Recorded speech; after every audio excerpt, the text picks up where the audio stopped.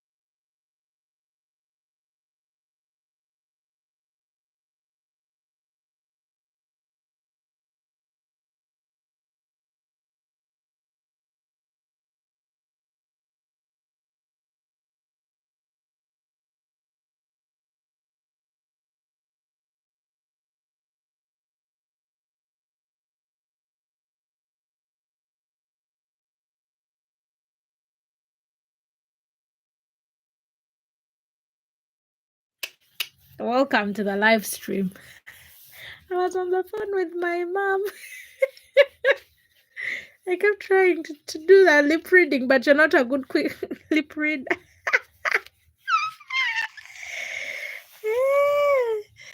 How are you doing? You come here and I tell you what they call you in my inbox. What someone calls you in my inbox. Are you still there so that I can give you gossip? I was going to write it last time on your live stream, but then I was like, yeah, not the right place. Not the right time. I was like, he would not understand the joke.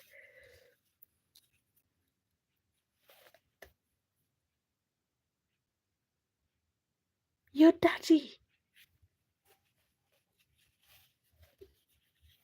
They call you my other sweetheart. They're like, Ragas, your other sweetheart. I was like, poor man, he has never even said anything bad. And now you're here, proving them wrong. Proving me wrong. Like, that one is a sweetheart. Father Mace. Oh, God. Oh, God. I didn't know. Innocent me. I didn't know that. I didn't know. I'm just finding out. You're a troublemaker, you.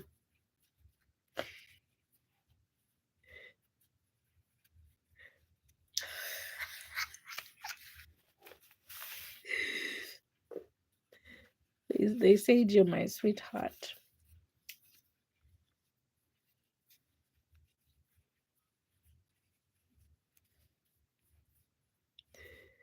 So be nice. I was on phone with my mom. She was telling me she has not been feeling well. She was like, I was like, I'm on a live stream. She was like, how are you on a live stream? And I was like, oh, because I paid for my Wi-Fi. She's like, oh, you paid for it. How much did you pay? She loves small talk. I'm all right. Life is fine. I'm just here being lazy. I'm working on this that it matches with my if you say my birthday vlog, that it matches with my birthday thing. The seamstress, the tailor or seamstress gave me these remaining pieces of fabric, so I'm using them for my dress. How are you doing yourself? How is work and everything? Did you miss me? This is my third live stream today.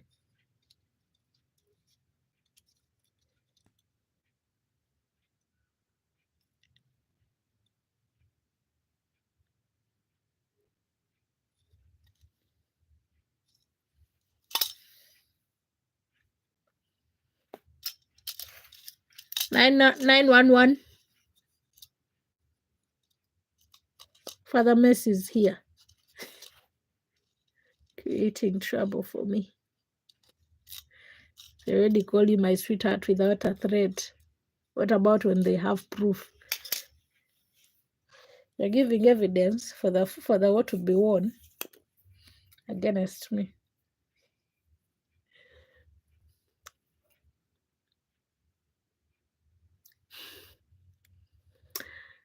If you know me and my glasses when I'm inside the house, it's not something I love to do. My doctors are like, your eyes are good. You wear it. It shows your eyesight shows you're wearing your glasses. I'm like, I wish you knew what you're talking about.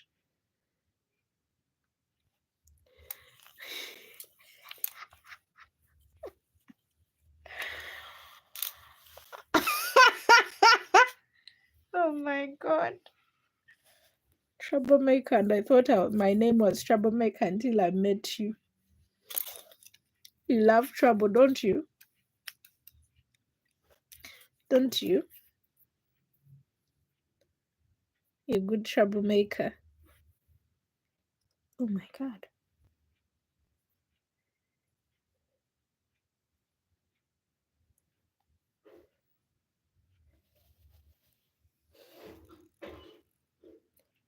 I don't want peace. I want problems. Don't worry. whatever you're doing, I'm going to pay back in 100 folds. So do it well, knowing I'm going to pay back. And me, venge is a dish best served. I'll cause him more trouble. I'm here flaunting my thighs. I burnt myself with super glue here. That's why you see this. I tried to scrub it off, but it didn't go off on time.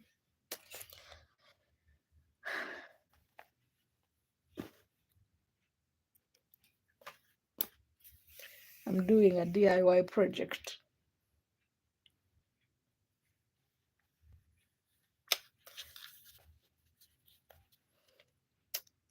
But what have you been up to? Did you do a live stream this evening? I have been offline actually. I've been on TikTok watching TikTok videos. Are you on TikTok? I always do, trust me. The problem is when you don't know when I'm coming. That's the only disadvantage. But I'm coming at some point. So be ready anytime. Keep your eyes open.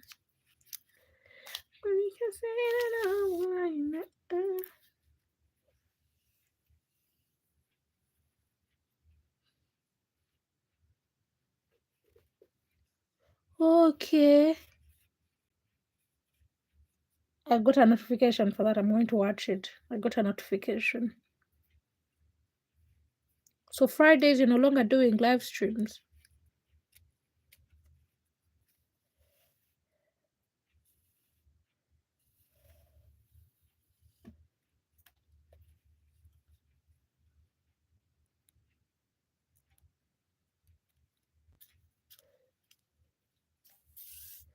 I'm going to watch that though. That's one thing I always do.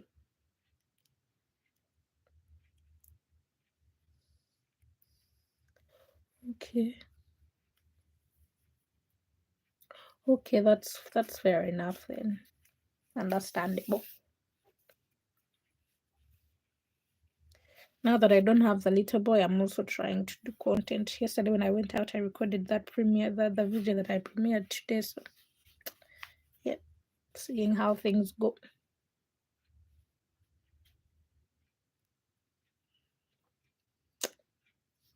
That's good.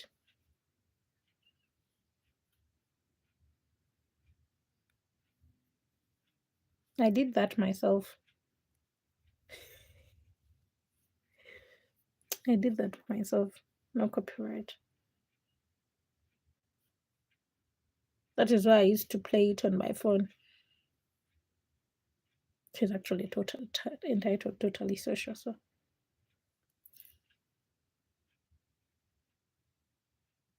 yeah, I did.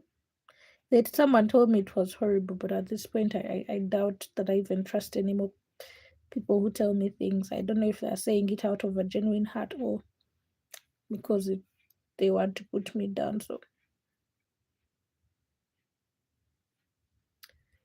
oh, thank you. That's nice of you to say.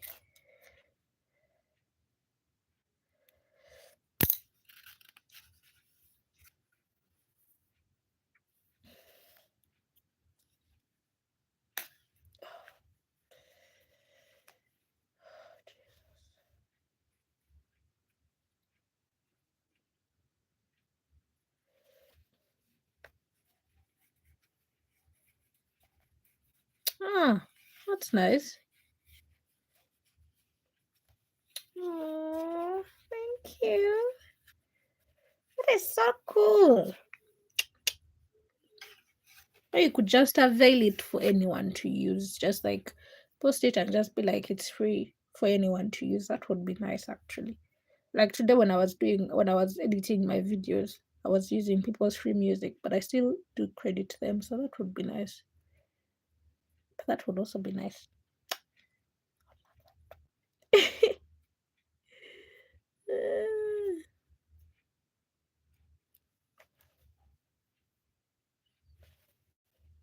Now what am I going to do? My thread has got broken. Got cut. Okay.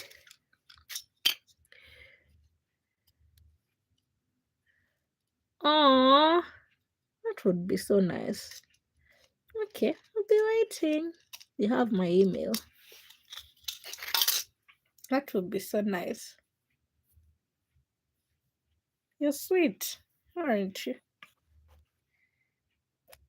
So maybe that name sweetheart deserves my other sweetheart deserves you right, serves you right. I don't think I've called anyone sweetheart, except as a joke, or when I'm flirting with someone and I'm like sweetheart. But yeah, my other sweetheart, that's the best name. Well, my other sweetheart is a name I named someone because they were like, oh, that one.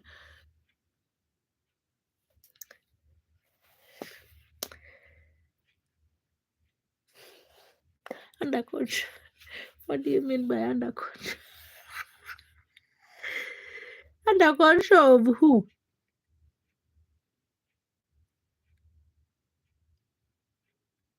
What we talked about on Instagram or what we talked about on your channel?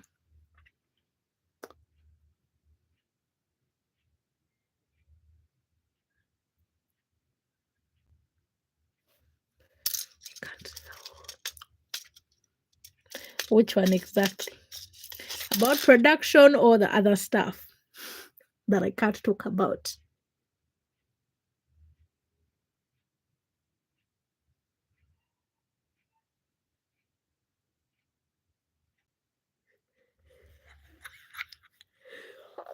Oh, that one. I have never been free. I'm just unmarried.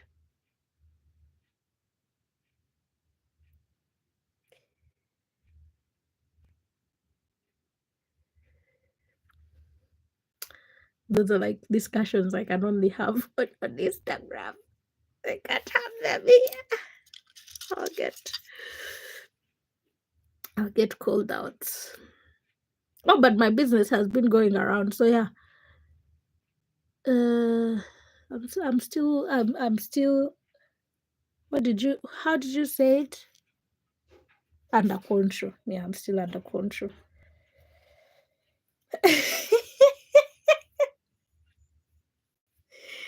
I'm still under control. Oh, did you see that? Just broke the needle. It's like, what's happening? That's the beauty of having so many here. Why? Did you find someone for me?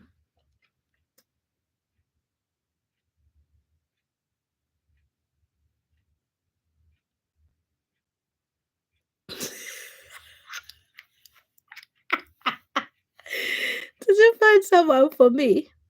Does he want marriage and kids and lots of kids? And a person who'll be replacing his buttons when he shuts while he goes to work.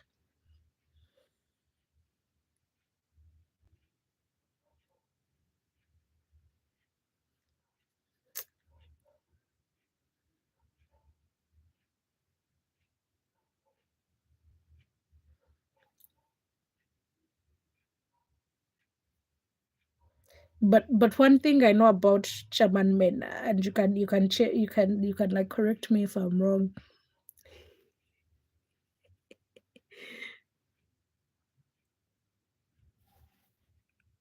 Did you find someone? I know that Germans are short-tempered. The ones I've interacted with.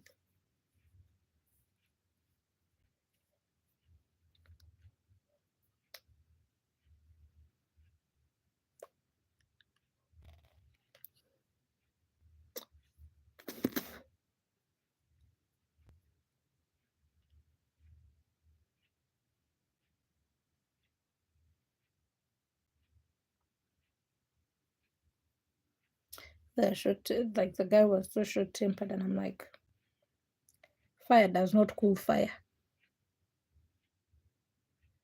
Hi. How are you doing? Welcome to the live stream.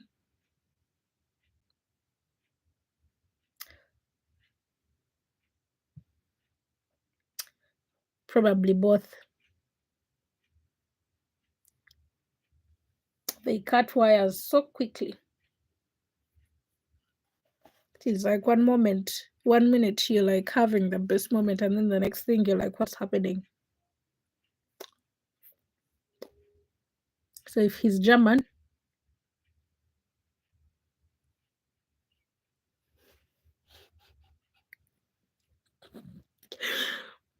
I think I'll have to pass.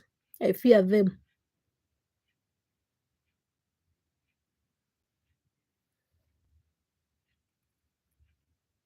Because also me, God is working on my anger now, my anger issues. I'm a work in progress. It just keeps breaking my things. Jesus. So I don't know if I just met the wrong breed, but that was my experience with a German man. But he was so handsome. Dang, you guys have handsome men. Handsome guys that I have seen, and I like handsome guys. German and Turkey. Dang, those guys have cute men. The other ones,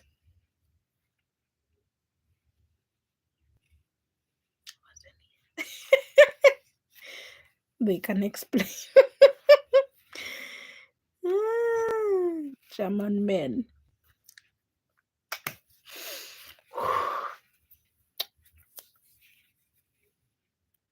They make you think you will stand the temper. You can't, but they still give you the thought that maybe you could.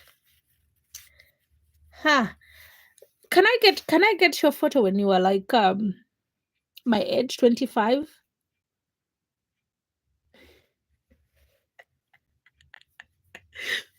And the face. Who said you're not handsome? Who is that?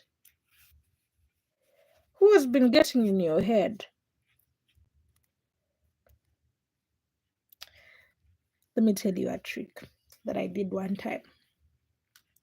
This is TMI, but whatever. So this one time, I realized that every time I would tell my man that he looked so good before he walked out, he had a good mood the whole day. So I made it a daily thing. Every morning before he stepped out, I'll be like, "You're looking so handsome." And he'll be like, "Really?" He'll touch his hair. He's like, "Really?" I'm like, "Yeah." "And you're smart." "You sure?" I'm like, "Yeah, I'm sure." And he comes back so happy.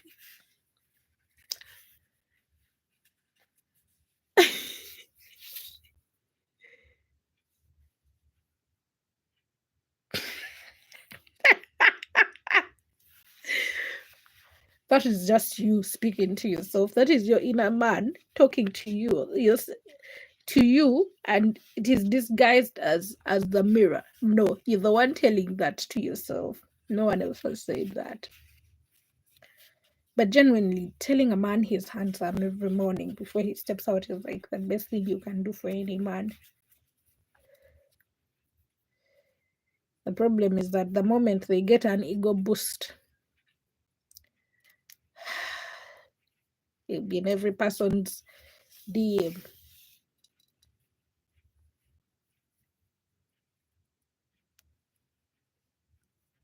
But you're handsome. You should send me a photo of you when you're 25. When you're 25.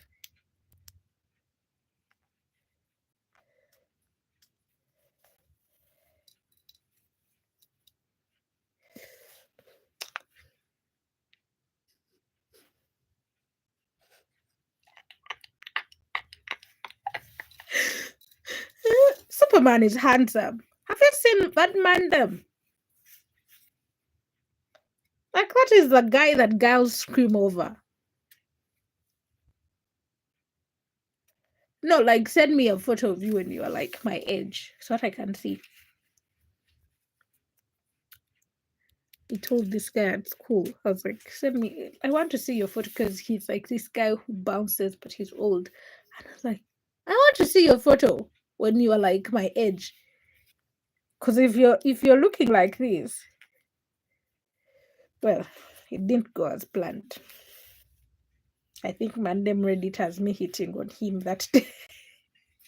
I was just genuinely asking for a photo because I wanted to see how they do look handsome for a person their age. So I was just amazed. I was like, I need to see how they looked like when they were young.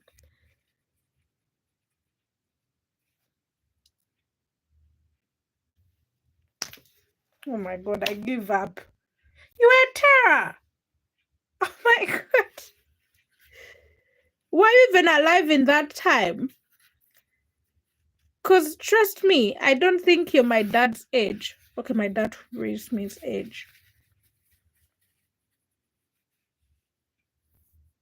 Because my parents are young. I'm not young. My mom is 43. She's making 43 this month. Actually, in a few days, next week, she's making 43.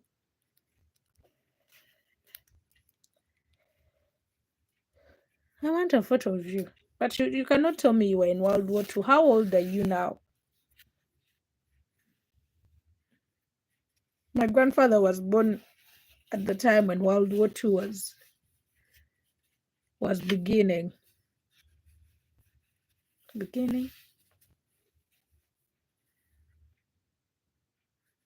Ending.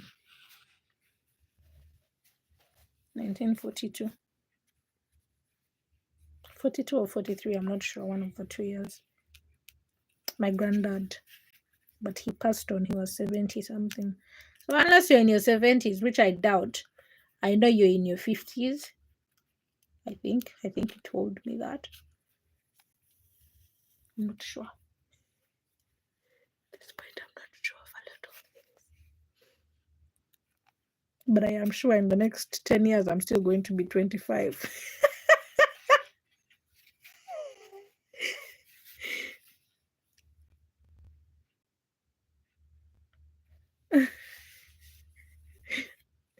You'll be amazed. People just come here to just stare and then go away. I think like 2 weeks back, I hit my first 100 people in the house. I was so happy. Dang. I haven't been so excited. But I was so excited, but I could not show it because I was like, I don't want to jinx it. I might get too excited and then they all disappear. I come here to just stare and go away. You wait when my Monday will come for all of you. But this is poorly done work.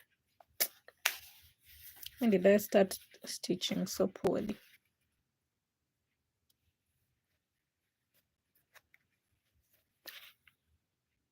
Is that what I'm thinking?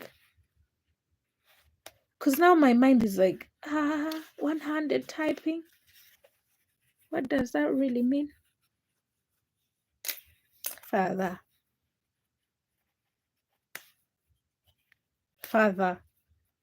Hi, Tim. How are you doing?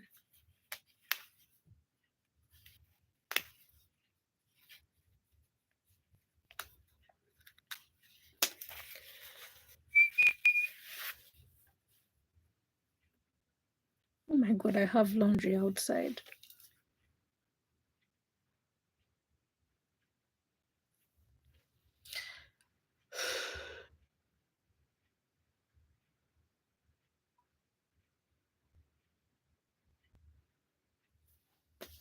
I'm what?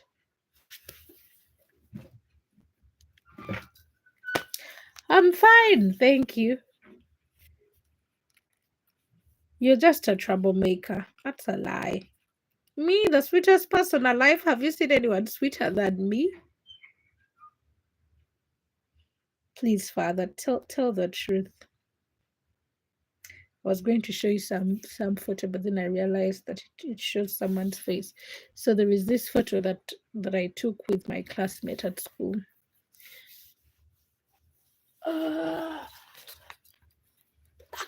Red, Uganda.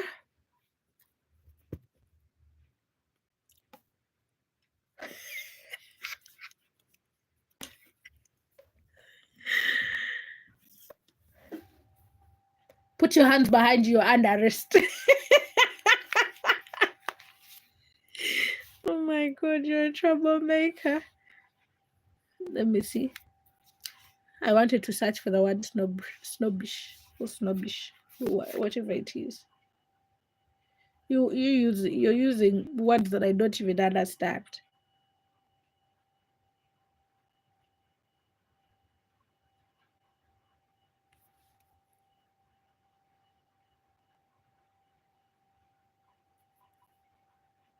Really? Oh, thank you for the compliment. I'm just calling out further.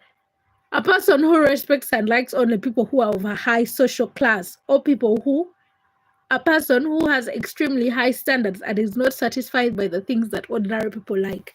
Really?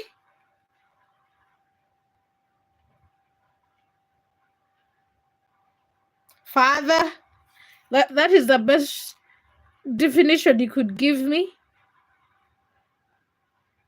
Sweet girl like me? My description is down to earth, and then you say that I only like people of high standards, high social class. Me? Sweet girl like me? Why would I only like people of high class? And where did I even meet those people of high class to only like them? Oh God, it's raining.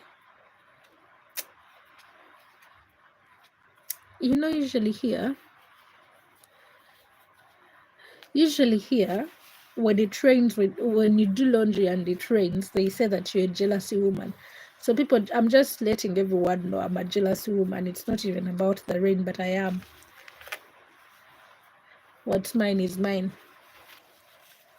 But yeah, that's it. Respect yourself. You'll be respected. It's raining. It's going to be cold. My house retains coldness. My mother yesterday was like, your house is always cold. It's never warm.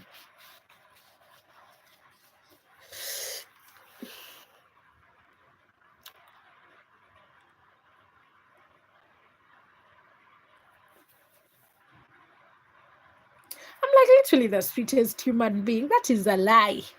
Would you have survived this far? What's mine is yours, every breath that. Would you have survived this far if I was looking at you as an amob? Or do you know how many people were literally had to leave because they were like, this girl? No.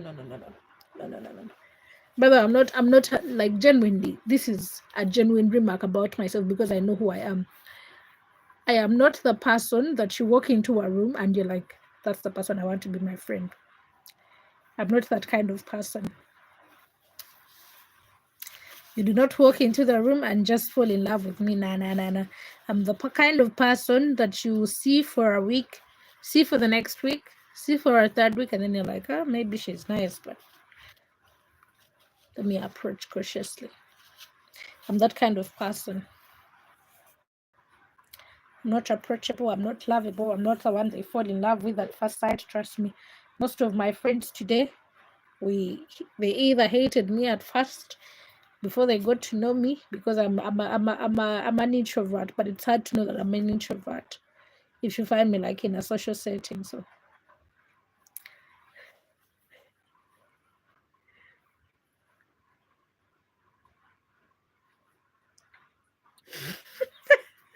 you a liar. Now you're going to scare Tim away because he'll be like, oh my God, she's a troublemaker. I'm a troublemaker already, but it's like, don't let him know that on his first visit.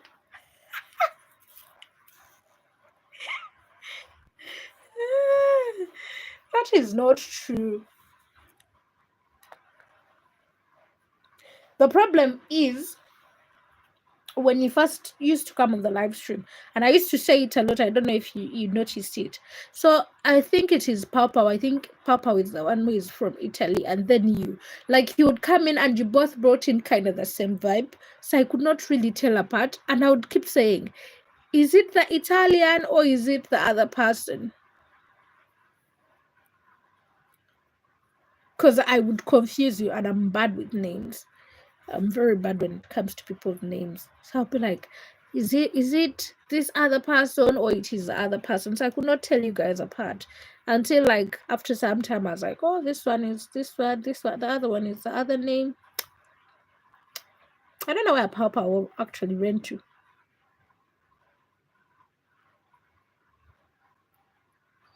Do you see him around? Hi, how are you doing?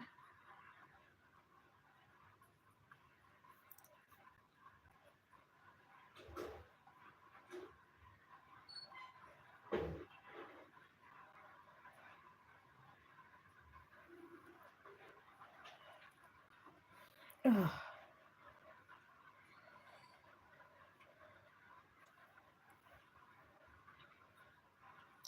Somebody's watching me.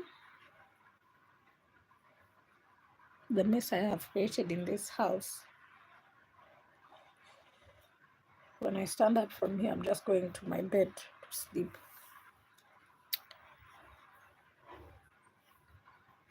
I think I fancy a cup of porridge. You guys, come and make me a cup of porridge.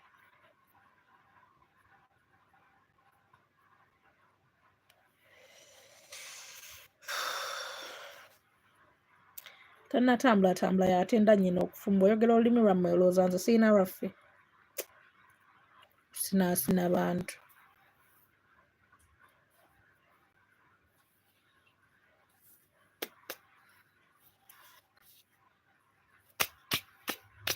Busina bana nze munansoni waaye tenda.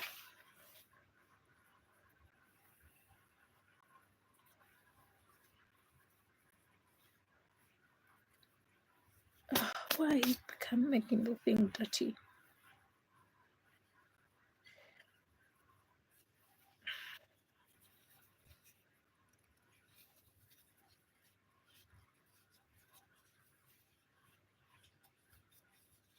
I don't think it will fit.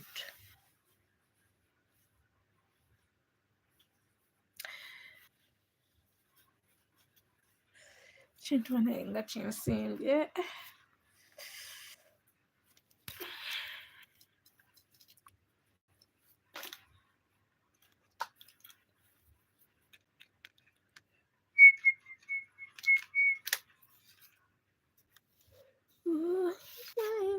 Yeti. Congratulations then. I don't know what time it is here. You should go and sleep then. Of porridge? Of the photo?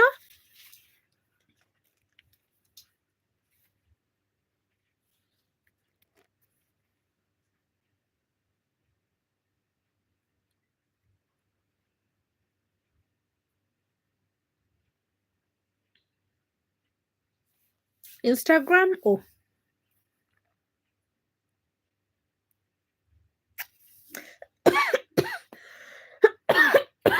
Hi, Kim. Aww. That is so sweet. Why are you not showing me? Okay, they are full. I said it. You have my email. Oh, you see, I said it. That is cute. You are handsome. And as a baby, dang. Why don't you cut your hair?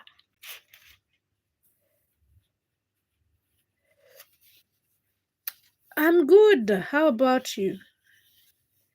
Hi, Manfit. Why don't you keep your hair? You could donate it to me and I can make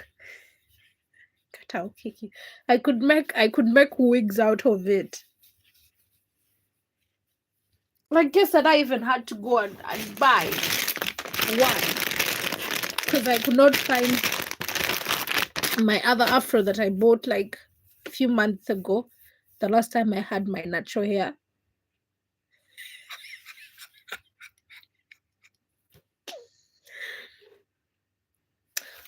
Thank you for that. I need more. This thing is so small. It is so thin. I'm complaining already because I paid money for it, the same price that I paid for the other one, and this one is so light. But I need this for my head because I don't have hair. So I need this for my natural hair when I comb it out when I go on a date. You people. Are you ready?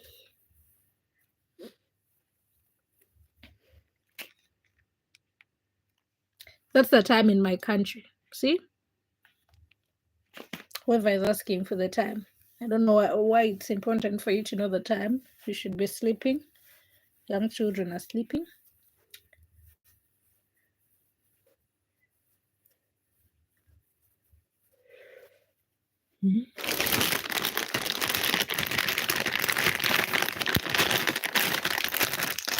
I'm glad you're fine. This is nice.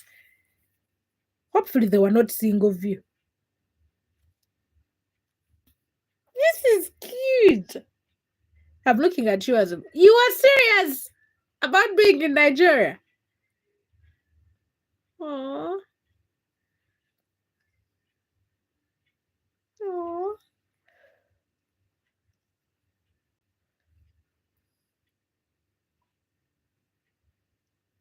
I'm from Uganda.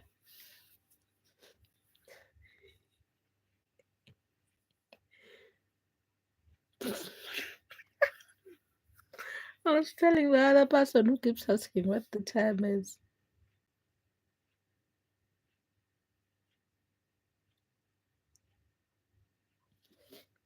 Aww.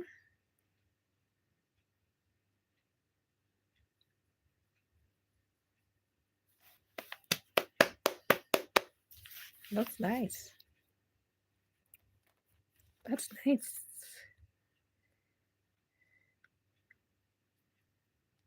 I finally. Do you want me to kick you? You know when you go on your phone, you can tap like your clock. I broke my phone last time, and when you tap the clock, you can go here where it has clock here, and you can add. You can go and look for Kampala, which is in K, because it's a capital city. You can come here, and Kampala is here, and you can figure out what the time is. See, perfecto. You can also. I don't care about Amsterdam.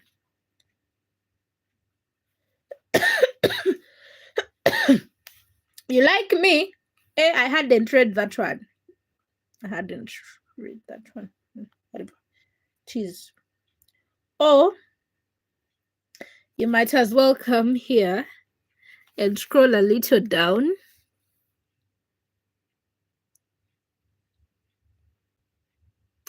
And there goes the second city. I don't know if you can see it. See? You're only 1 hour behind me. No wonder you're saying it is not yet bedtime. Or the other one said he's in Kenya. Kenya, we share the same time zone. The other one said they're in India. So India, we have Mumbai. Mumbai.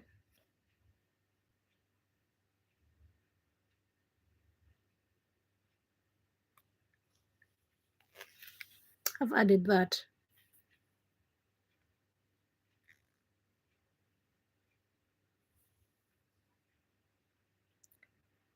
What is that? What is that? Oh, I mind if we meet.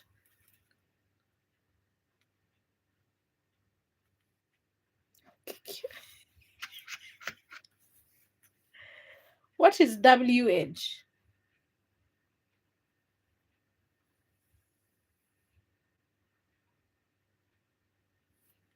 What does WH mean? You know, you're naughty. Oh, yeah, they are. Slowly but surely, they are. I think because of the previous days. I told you last time I had like I did a live stream, so we had like 42 42 watch hours from one. I don't know if it is 46, not quite sure. 46 or 40 something watch hours from one live stream. So that was really nice. I was happy about that. Let me check using this phone. My watch hours are growing, yeah. Slowly but surely, yeah. I'm not expecting miracle watch hours, but yeah, they are. And of course now the numbers are what? Uh, that one we had 29. There was one we had 29, 28, 25. So things like that. I know, but I'm like, sometimes I just don't have strength to just come and sit here with for our live stream. I'm just too tired, and my data had got done, my fiber. So that's why my mom was asking, "Oh, did you like pay for it?" And it's like a lot of money for that. So I had to wait. I didn't want to starve myself because I'm also a foodie, but I also had to get the internet, and yeah. So I can only do live streams for a long time if I'm using my fiber. If I'm not using fiber, I cannot do a live stream for long. But yeah, I'm trying. I can see the difference now. And that one I can say for sure. As I told you, my weakness, I'm just, sometimes I just can't be bothered.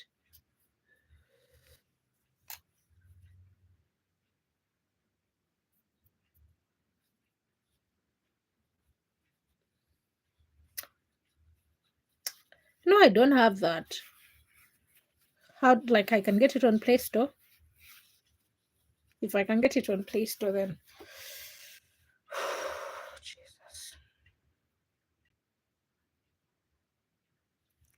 I'm in excruciating pain for some reason. I don't know if it's because I'm seated on the ground. Something.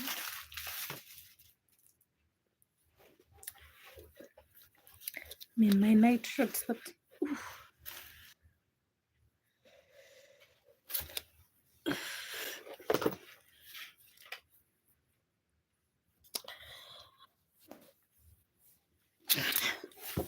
See how I'm flashing people, my inner thighs.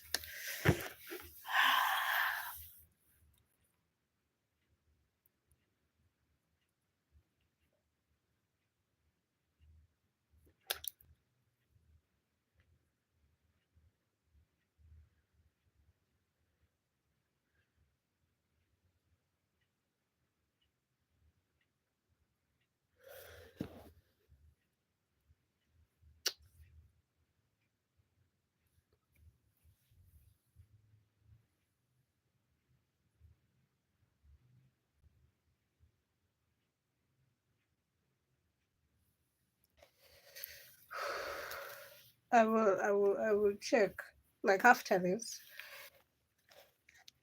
Let me.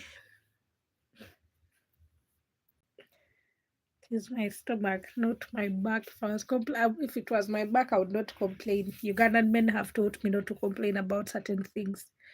They're dirty. Hi, Zinga. Hi, RC. How are you doing? Let me tell you, Ragas. Do you know what happened? So RC promised to take me to Denmark, and then he disappeared as I was reading my passport number. Can you believe it? People are evil. Hi, Rosemont. Oh, God. What did I even? I wanted to set a reminder.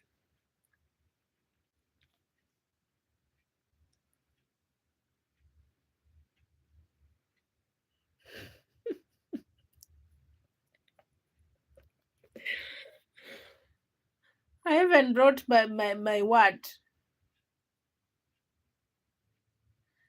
I brought my.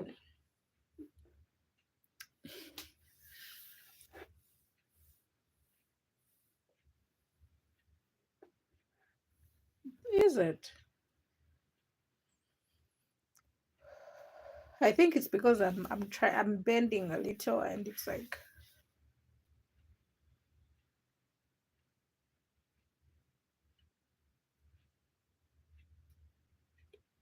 just think I'm going to give up on stitching. It's not good for me at this point.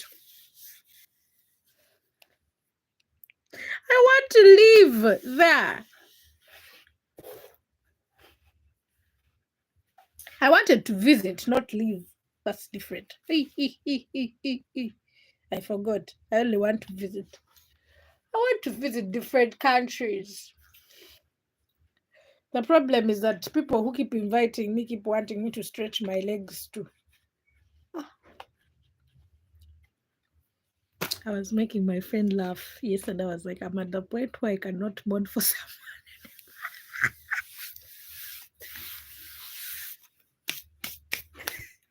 I need a ring on this finger to do it anymore. I wish I ate too much. It would be nice.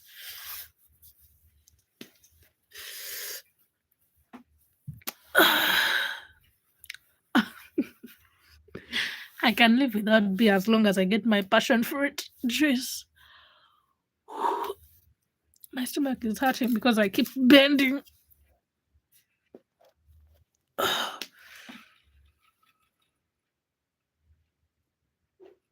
I don't want to party in German. I want to come and visit Munich. I like how you said the word, the word Munich. That's the problem. If I stay here, I'm going to clean this place if I go to bed. But if I run away now, no. No.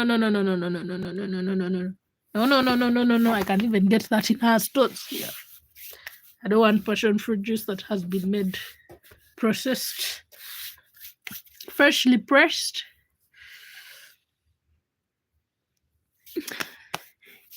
Yeah, I love how you say it. It sounds so nice. It sounds like for us when we are saying it, we are just tying on the word. She's like when people are saying Uganda and then they're saying Uganda, and I'm like, I stay in Uganda and we don't call it Uganda, we call it Uganda. Oh my God. Oh my God. The fly is cold. What her species, daughter? Oh, because I'm covering my hair, which is unplaited. You wait, I'll be planting my new hair soon. When you see me doing a lot of videos, it's because I have new hair. I'm feeling like 10 out of 10 minus nothing. Sometimes when I just don't have, like when I remove my hair, my old hair, so you see, it's like I have old cornrows there.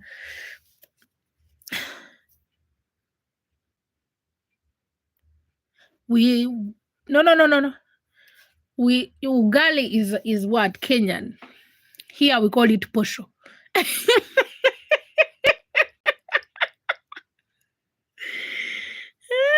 Bald. I'm going to tell you something in a short time. Kenyans and Ugandans, two different countries, two different people. Pronunciation, even just saying ugali, is because I've listened to a lot of Kenyans be like ugali. Here we call it posho. Posho.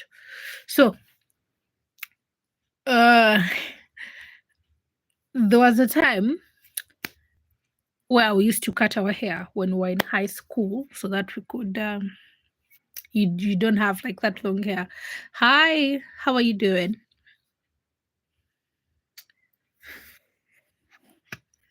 Please don't pull my teeth out. I fear men.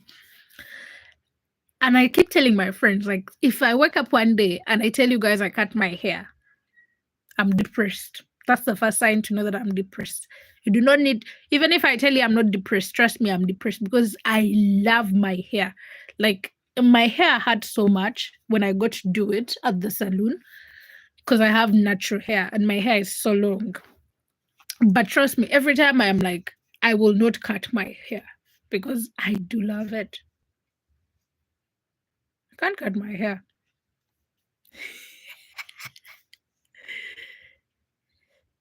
No, I used to have long hair until they cut it. They cut my hair when I was like 9. The first time they cut my hair, I was 9. Before that, not really. I used not to cut my hair. I wanted to show you my natural hair, but I have to look through my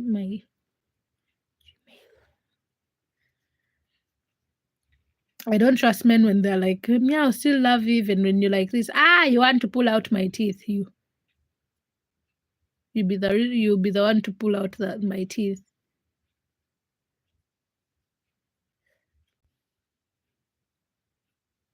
I used to cut my hair when I was in primary school. I don't cut my hair now. If I ever cut my hair, there is something wrong. I love my hair so much. My natural hair, I mean.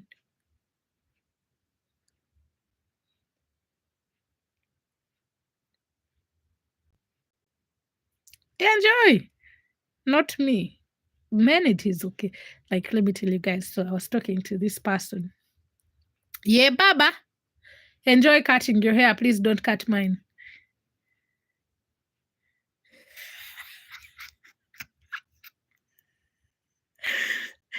He's doing that intentionally. Let him not even make excuses for that anymore. He's doing that well aware of what he's doing. That is me at the salon doing my hair with my salon lady. So that is my natural hair. I just don't like keeping my hair long. That's my natural hair still. So if I say my natural hair is long, it's long. That's still my natural hair.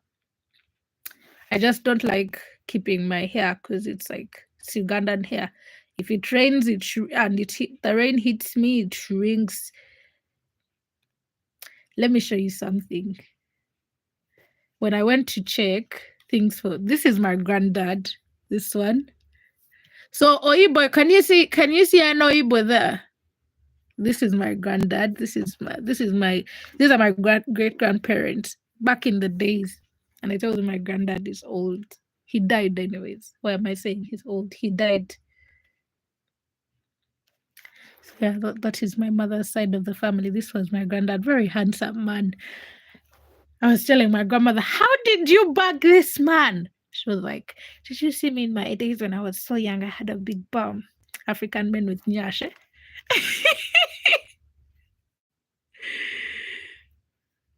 What do you want to see?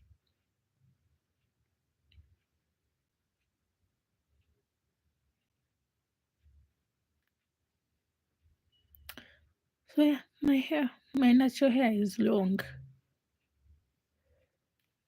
You showed me your photo. Let me show you mine. That's me as a little girl. Me and my grandmother. This is little me.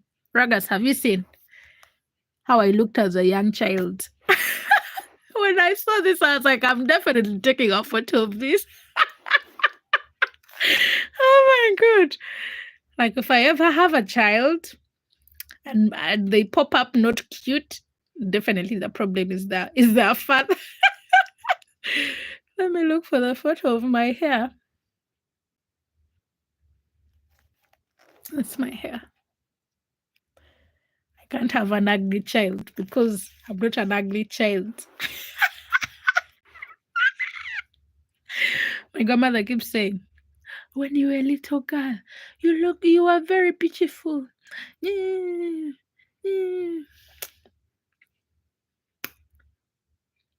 So I usually make fun of my cousin. So that my nephew, who was here. So this is me. This is my cousin who has the baby. So tell me why, big girl me, I haven't yet had a baby.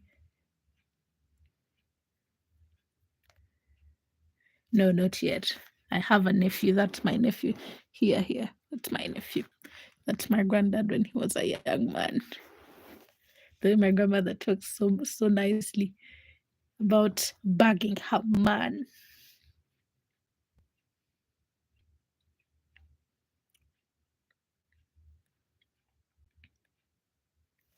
And there is my mom. Beautiful. How our kids will be. I don't know how you look like. How can I say our kids will look nice, and yet I don't know how you look like. So that's my mom. Yeah. Do I look like my mom? I don't like violent people. I don't need someone on. That was Christmas time.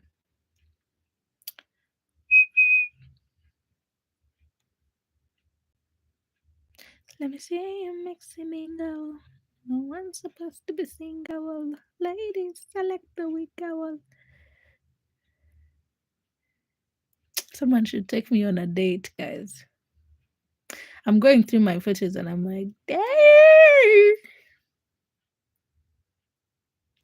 This night they took me out on a date.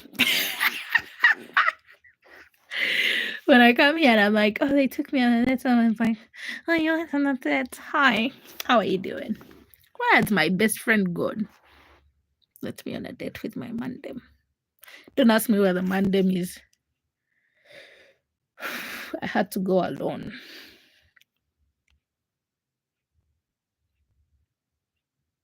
Uganda. Hi, Sandra. Let me see.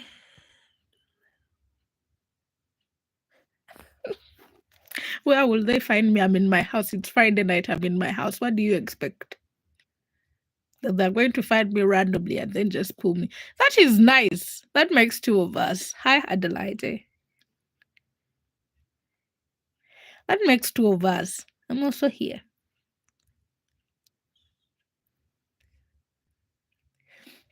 So let me show you something. My cousin she's now in Abu Dhabi, but she was here at home. Let me wait for the network to load.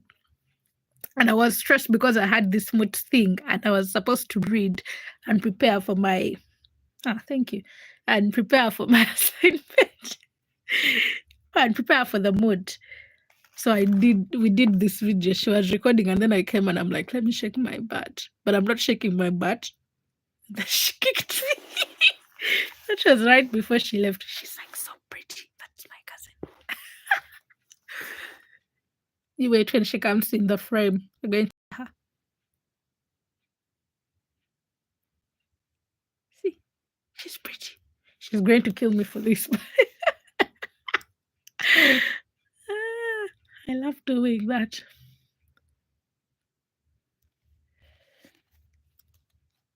Ah, really? Oh, that's nice. It's fine. It's raining actually here. Where I am, it's raining. It's raining for me, so it's quite cold.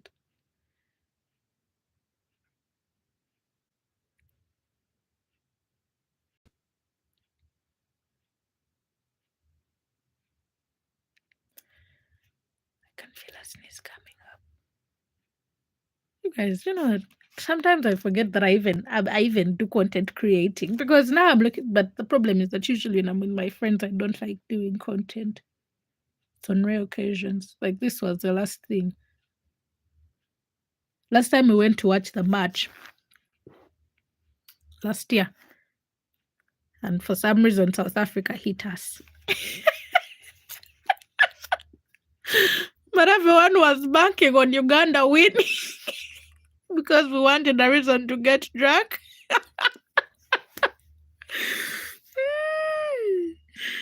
Oh God, that was a funny time.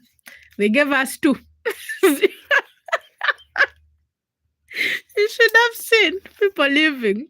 People left before the match ended. People were so furious that time. Uganda is so nice. Hi, Chris. I love Zambia. I love Roberto. That's the only person I know there, but I love him.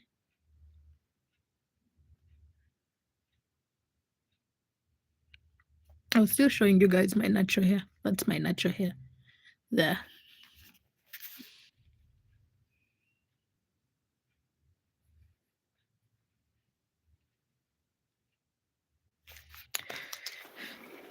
I love Zambia.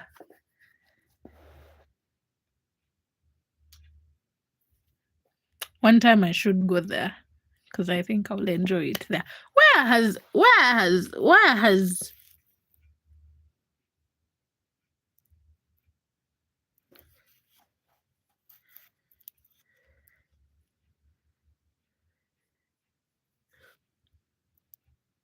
Ragas? Father, come back. My name is Lorna.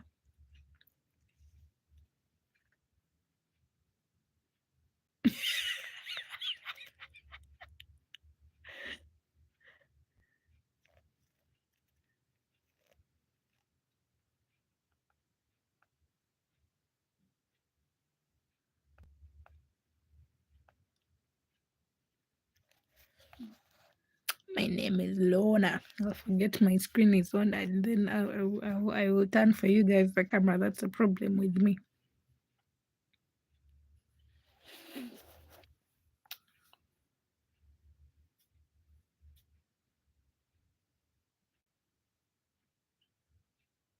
So there is an insect playing on my phone and then it decided to just pass on my camera.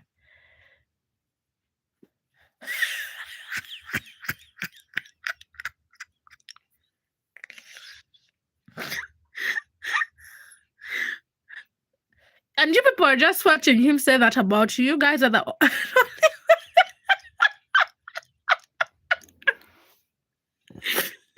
Hi, JP.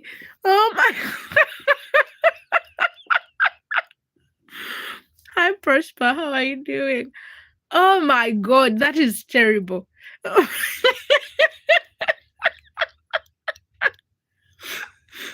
Oh God, you are a little terror. Long time no see. I'm here. I'm fine. How about you?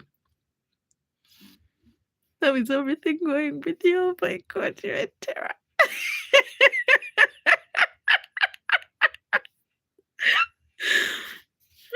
That's good.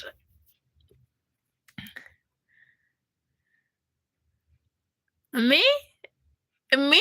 Like I'm here. I'm just laughing at the messages, and you're like me. I'm not trouble. Me, I'm not trouble. Like I am here. I'm quiet. I'm just watching you guys. He just said I'm staying here with the unholy ones. Everyone here is unholy, except Father.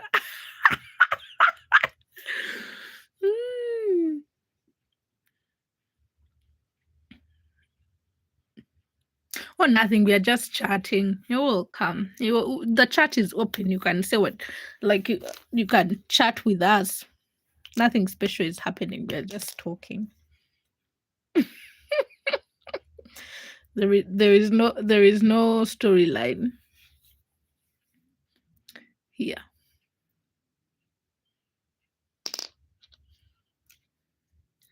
Let me see him next to me now.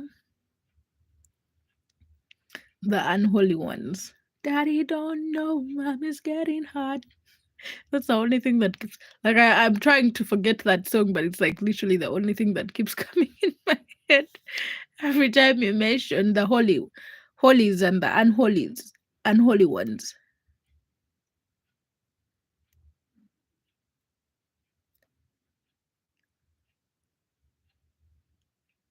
Me? I am in the convent right now. Like, don't you guys see I'm in a convent?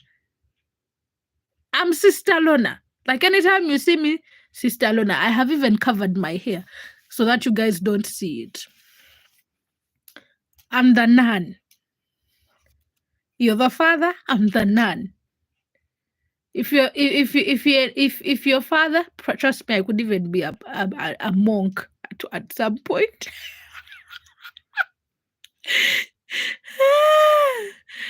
Oh God.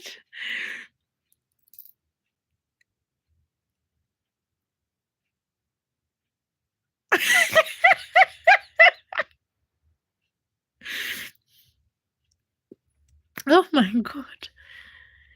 No, I don't like beans. Like I only eat beans when I am here because trust me, 20 minutes later, I'll need the toilet.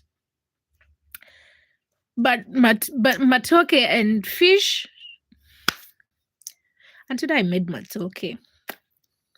and I ate, and you guys were not here. Only those people that were on my second live stream, so my matoke. Jesus is from we I am coming to the assumption that Eden is near here.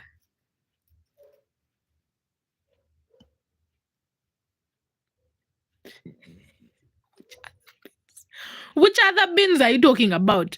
Because now here, when you say those things mean different things here. Here, those words are bad because the generation has ruined them. Back then, they had a way they said they used to wrap their words. But now, society has lost any source of any form of cover the things. Everything is out in the public. Everything.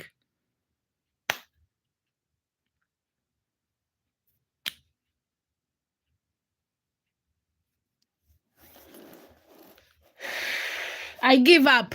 You're dirty. You're dirty.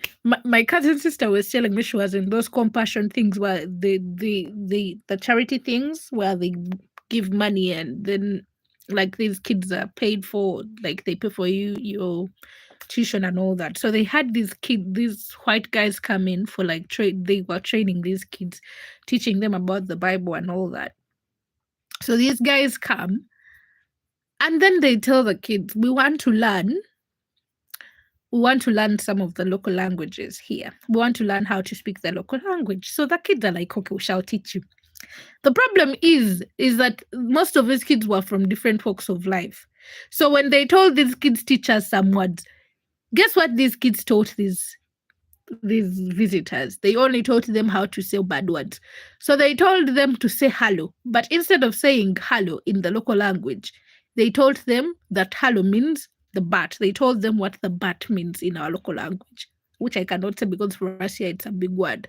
When English seems like it's so small when you say it in the English word, but if you say it in our local language, oh my God, it sounds like you've just said something that insults the whole country. Some words I cannot even put them in English because it's like you can best explain it when you're saying it in our local language. So these guys, when they were taught that,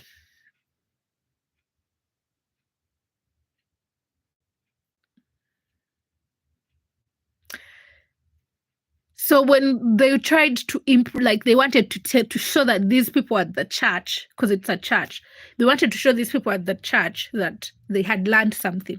So when they went to greet the whole school, the whole gathering of the children, guess what word they said? They said the word that they were taught. But then this word means bums. So just imagine this person speaking out loud very proudly, and they're saying bums. This is a church. My cousin was like, they waited for the visitors to leave. You know, African parents kind of life where he waits or she waits for the visitors to leave, and everyone was caned. They laid them all down and they caned them because they were like, they cannot allow you. But these are children from different walks of life, because by the time they're even needing this help, not that most of them the parents cannot provide, but some parents have a lot of children to even take care of. So hi, how are you doing? So my cousin was like cane nuts. But when she talks about, my cousin has a lot of stories. When she talks about that thing, she talks about it with a lot of energy. She's so excited. She's so happy. I just don't know. Me, I was not in compassion. Me, I was the unlucky one who didn't get in compassion. I didn't get in. But that it was a good project. It was the project, yes. It was a project where they would have, and my cousin keeps talking about her sponsors. They would have sponsors. where like some family in some random country provides for this child and they will take care of this child and then they will write letters. For some people, they can relate. Some people who are in African countries can relate because the things are happening. Compassion. I think it's the same name because it's like happening all over Uganda here at least. But also churches have used it as a means of robbing. God. Because I remember when our cousins were not even allowed to receive like the real letters that were sent by these sponsors. They would like rewrite their letters. So I think that was all of them trying to not let them. Me, my mom was strict, trust me, but I would never speak bad things.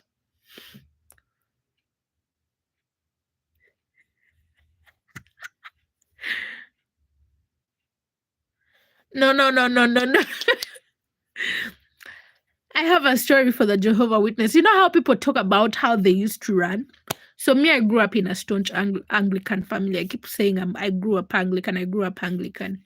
Both my parents grew up from uh, staunch Anglican families. So my dad raised us in an Anglican family, in an Anglican church. So we would go to Anglican church.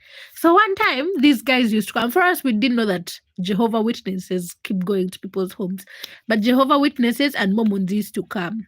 If you're in Uganda, you know those Mormons walk around. I think they're the ones that wear black and white usually. So they go to different homes. Usually the Mormons work with white people. I think those are the ones that go for the missionary things. Then the Jehovah's Witness, they will be just Ugandans. So they would come. For me, their books used to interest me surprisingly. So because I grew up loving to know about God. So these guys used to come. They used to come. Me, my sister, and the maid would go and listen to them talking. They talk, and then they're like, "We shall come back next week on Saturday." They used to come on Saturday. So usually on Saturdays, my dad used to go out maybe to watch football, to hang out with his friends. You know, things that men do. Like they rarely stay at home like on weekends. Unfortunately for these people, this one Saturday when they came, it was my dad who answered the door. And he told them, "What are you looking for?" They said, "We have come. We usually come here." And they remove their crazy books. They're like, "We usually come, we bring these books and all that." No. Oh my God. No. I don't have them. My dad burnt everything. He was like, "Bring those things out. I'm telling you the story and you're rushing me." So my dad asks them, "What do you want?" They were like, we can't, we got door to door preaching and all that. We give out these books. And then he tells them, "No, we are Anglican." And then he tells them, "So you've been here before?" They're like, "Yes." So for them in their head, they thought, oh, he's going to be like, "Oh, okay, you can like come." They didn't know that they were causing trouble for us and for themselves. So and my dad goes back inside the house and he's like, he comes to us and he's like, "So these people keep coming. Do they bring things with them?" And then we're like, "Yeah, they do bring things. They do bring books." He's like, "Bring them." He goes, "We had dogs." So he went and then he told them, "You're trespassing on my property. You're not allowed to be here. So I'm going to release my dogs on you because you're trespassing on my property." If I tell you, I have never seen someone run for their life so fast than I saw those people. I was like, these people are trained. Maybe they are trained to run for their lives. Because tell me why. By the time my dad got to the dog house, these people are not in our compound. They don't want to be seen. Let me see. I woke up as early as I expected a package.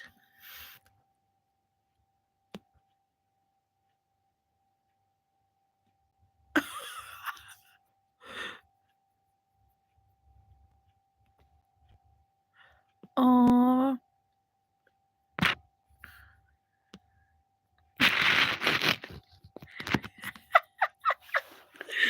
Oh my, I would be so furious.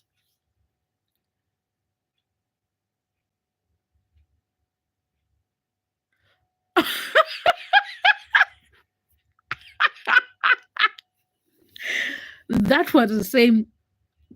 That was the same way my dad did. Like he was like, by the time, like our dog house was like a few steps from the main house, because you know African people, we don't bring dogs in the house. It's only a few people who have been maybe to the west that bringing dogs in the house. But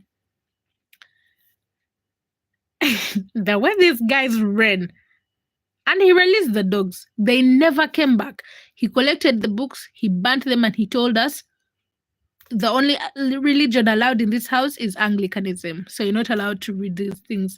He was like, these people preach false prophecies. And for me at that point, like I was becoming so intrigued by God, because like I was into the Bible and all that. And I'm just like, he's just being rude. They just come and preach God. Because for me, in my mind, they are preaching God. I could not tell the difference. I was not cautious of the different denominations. But let me tell you, like we didn't have cameras growing up, and I'm glad we didn't, because we were not allowed to leave home. That's the first thing. So if we had cameras, if he used to come and back and find you when you're not at home, he used to be like so pissed. What about if we had cameras when we were growing up? Like our cousins used to be like, you guys live a strict life. And now I'm like, what about those kids who live in gated communities and they have cameras? So you cannot even go anywhere. I can't relate to this generation anymore. But I'm going to be that kind of parent.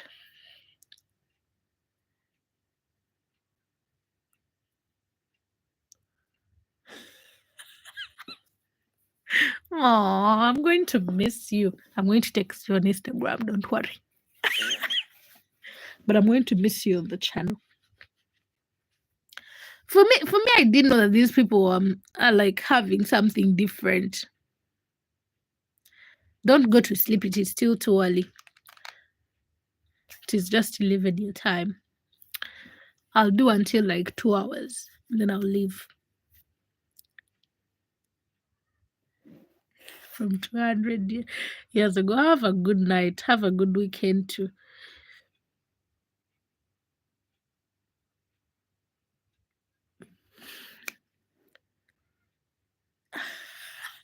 Not crucified. Does he want to get castrated? Here. Maybe he wants to get castrated. That's the best thing. For me, I didn't know that those guys were different. Like I could not tell the difference between the different religions, because I just used to be like, oh my God, these guys are so passionate about Christ. Like they got door to door, like they walk these long distances going, because we were living in a gated community. So like there, most of the houses were like gates.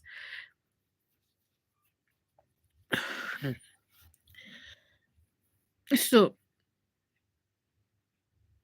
but now that I think about it, I'm like, oh my God, these guys really do invest in spreading their what? Their prophecy. Talking about choir. You aren't speaking in riddles.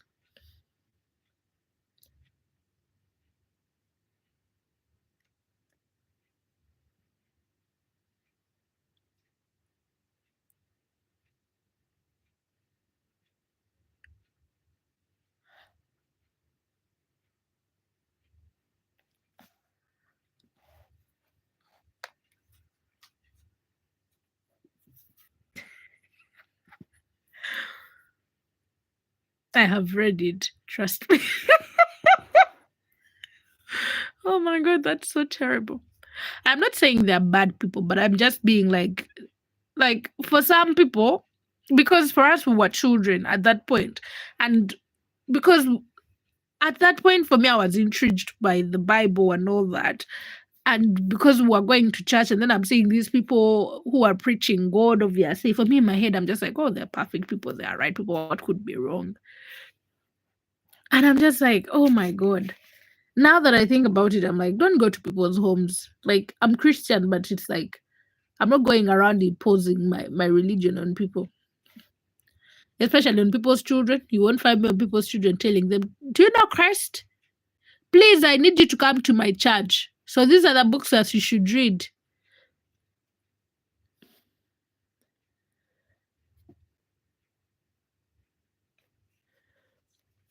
I don't like people who impose. People are like, for me, like the one thing that you can do if you want me to stop having a conversation with you, I'm Christian, trust me. If you want me to stop having a conversation, is be like, but you're Christian. I'm like, that's the end of the conversation. I'm leaving. Shut the up. Don't tell me what to do. I know who I am. I chose that path. Those men of God, no. They're the ones that cause more trouble here. I have stories from men of God, troublemakers. Men of God going around telling people that, do you want money? Who is asking those things? Did Jesus go preaching the gospel telling people, do you want money? Do you want the money? Do you want money? Yeah? That is not how Jesus worked. But for me, I don't like people, like, I always tell people, don't use my religion against me. Even when someone comes to, like, tell me a story and then they're like, but they are Christian. Can you keep quiet? Can you look at this person being human? Because let me tell you, if you look at humanity and relate it to the church of Christ, you're going to hate God. People who say, me, I walked out of church because this one did me wrong. When does the Bible put man's flesh with God together and be like, what man does in flesh is what God does? It reflects what God does. Even me, as I am saying I am a Christian, when you be like, but Lorna did this as a Christian, I'm like, so you're looking at Lorna to reflect God. God tells you he will never forsake you. Your mother will forsake you, but God will not forsake you. I am not God. Me, I'll forsake you. These small things, you do a crime in front of me and I'll snitch. And you're telling me you think I'm good. Yeah, I'm not good. I'll snitch. Those things of I am tasked with a thing where I can lie my way out. Jesus says I'll never. God says that he's not a man to lie. I am a man. I will lie out of faith. What are you talking about? I did not die with Christ on the cross. Because I can assure you, even the guys who died on the cross alongside Christ, they were not dying for your sins.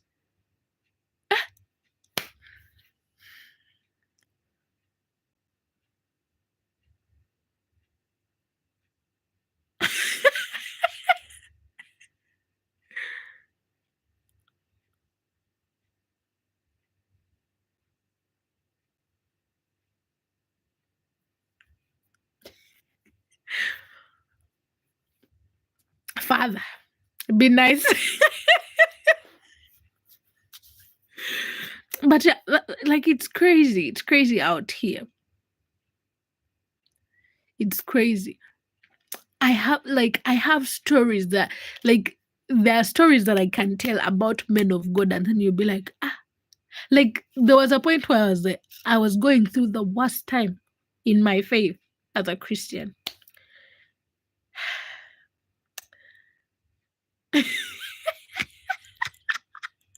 I had not read, like, I read Christian, and then I'm like, what's the difference? I was like, oh my God, it's Christina at first. I was struggling with my faith this one time, like really struggling, because I'm like having a lot of questions. I'm like, oh my God, I really need intervention. I really need your hand through this time. And what comes around? This man of God comes. And I will not even say that he was lying, because trust me, this man leads a full church. He's not even these wannabe Christians. He's a full pastor, ordained, married. But I didn't know those things before that. I found out that later because I'm a woman. FBI. I had to employ my FBI tactics to find out information, because I'm like, you're sleek, but you're not sleek enough. I can't find information.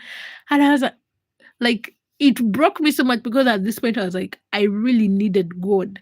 And then guess who hurt me the most? It was a Christian. And I was like, oh my God, maybe this is my sign. And trust me, like that point when I was struggling the most to even just get to church was the time I was like, I need to be in church. Let me sit here. Let me listen to the word at least. And this man them did me that. I'll embarrass that man. Hello. Welcome to the live stream. Don't miss me too much. Jokes. I'm joking. Aww.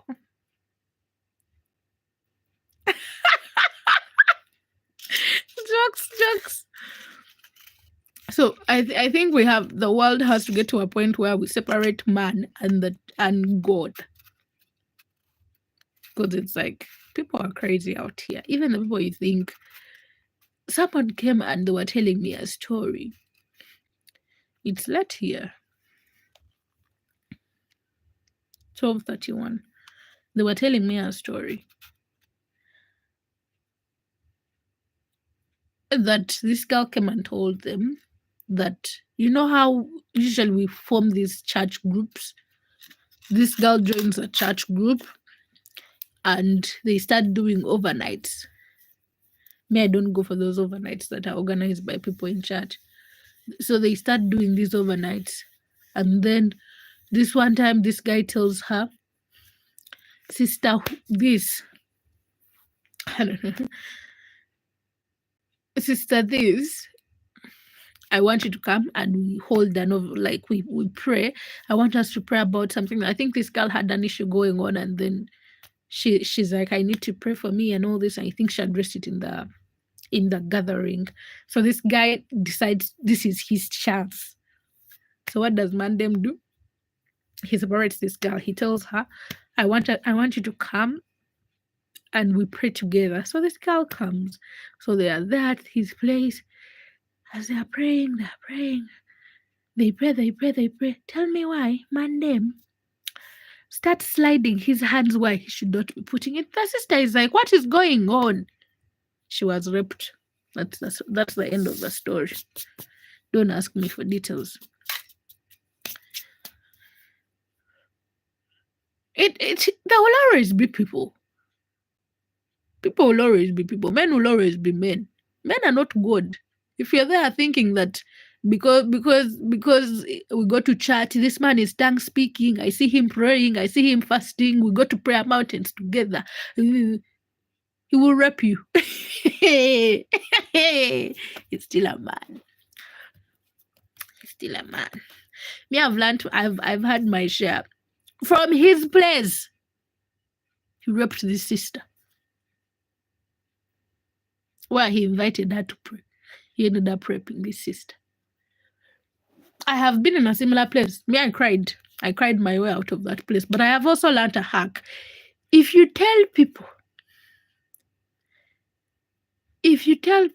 that you have AIDS here in this Kampala, they will leave you.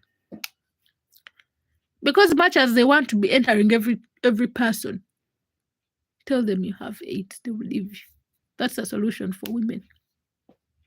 For me, I have learned it. And it has helped me. It has got me out of situations. I was telling someone a story because I went to visit this person who I really thought was my friend. And they turned against me and they're trying to be forceful and all that. So I got to some point and I could not fight anymore because I'm just a woman. With a man, there is a limit to how much you can fight. I'm telling you this is a true story. Like, I was so tired. Like, I could feel that I was losing the battle seriously. And I'm just like, at this point, I can't fight anymore. So I tell him, and I had been telling him, you cannot do this to me. Me, I'm sick, because I knew if I told him I am sick, Ugandan men fear AIDS. This man was like, you're lying. I was like, me, I'm serious. At this point, I am serious.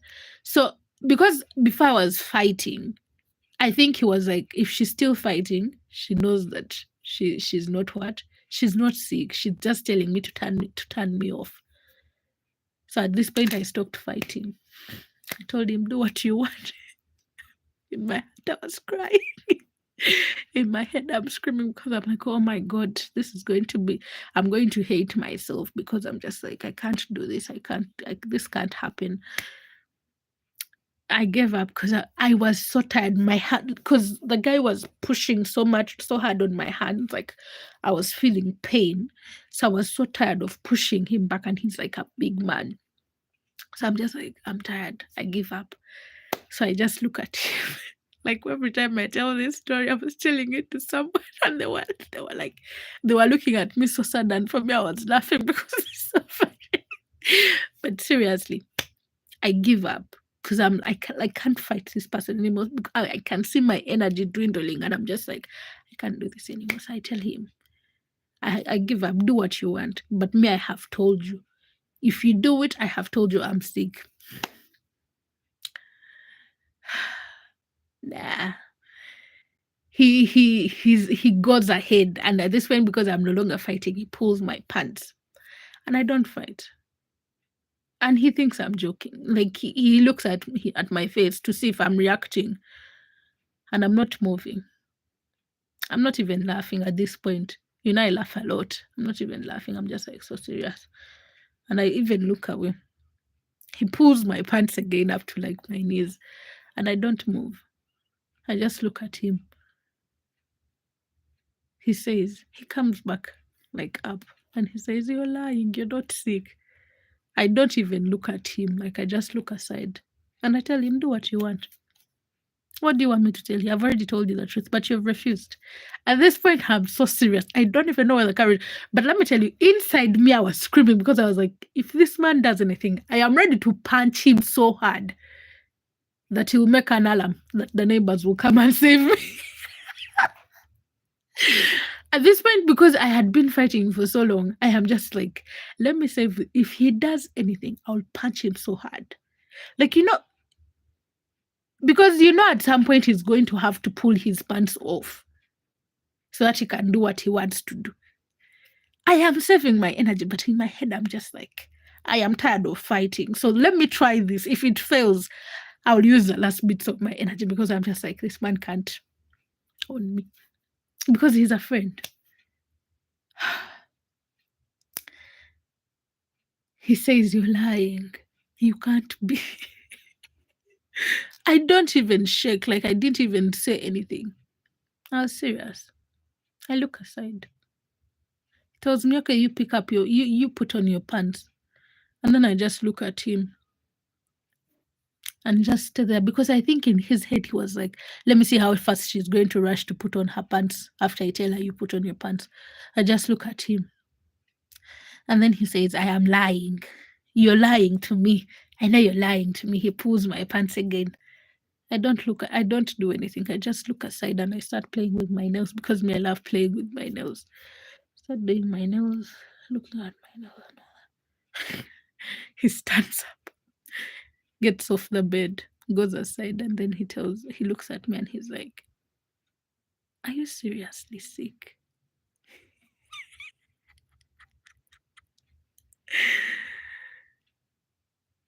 I look at him and I look the other side of the bed. Then he tells me, okay, let me move out and you dress up. He moved out. He didn't come back in the room. I dressed up. I went. I told him I want to go home. He told me, okay. We went. We walked very well.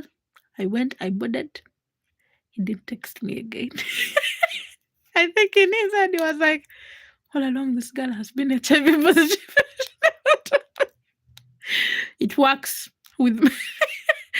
It works. Trust me, like, because the sexual harassment has happened a lot of times. This is like something I don't even joke about. Like, I was at that point where I was like, if this guy rapes me, I'll commit suicide. That was one thing I was sure of because I was like, I am so tired of men taking advantage of me. There was no luck because it was either he doesn't do it or if he does it, I'll kill myself because I was so depressed.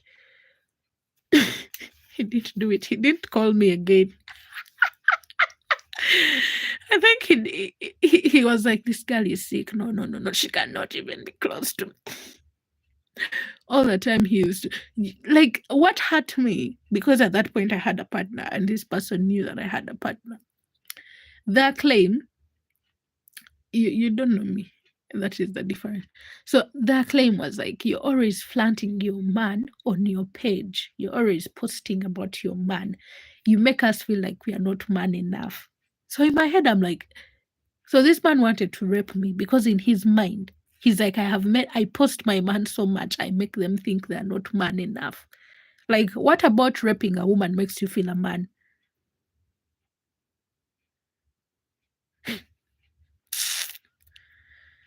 The things that women go through. The things that women go through.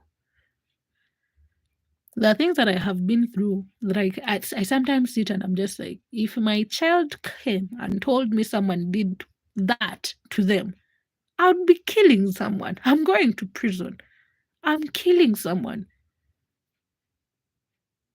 Because there are some things that are so inhuman. Like, this person has kids. Like, your reason to why you're raping me is because I've been posting my man so much. He's my man.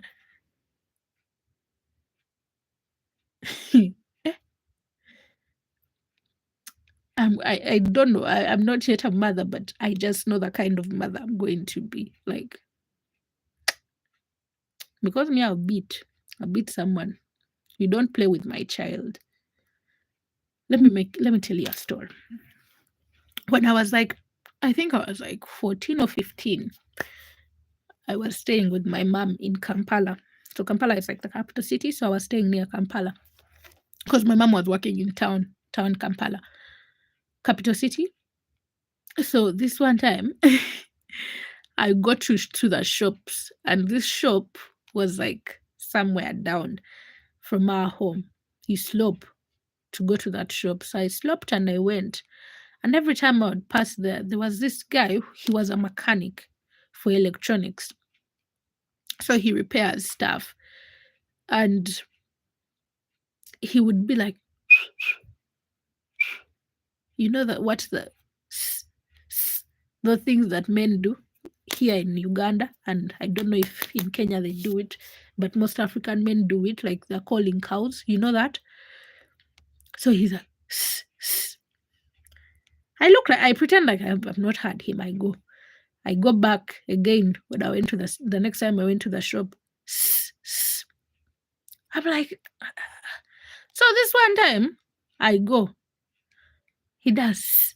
I come back to my mom, and then I tell her, because me and my mom were friends. I tell my mom, Mommy, every time I go down, there is a man. He does.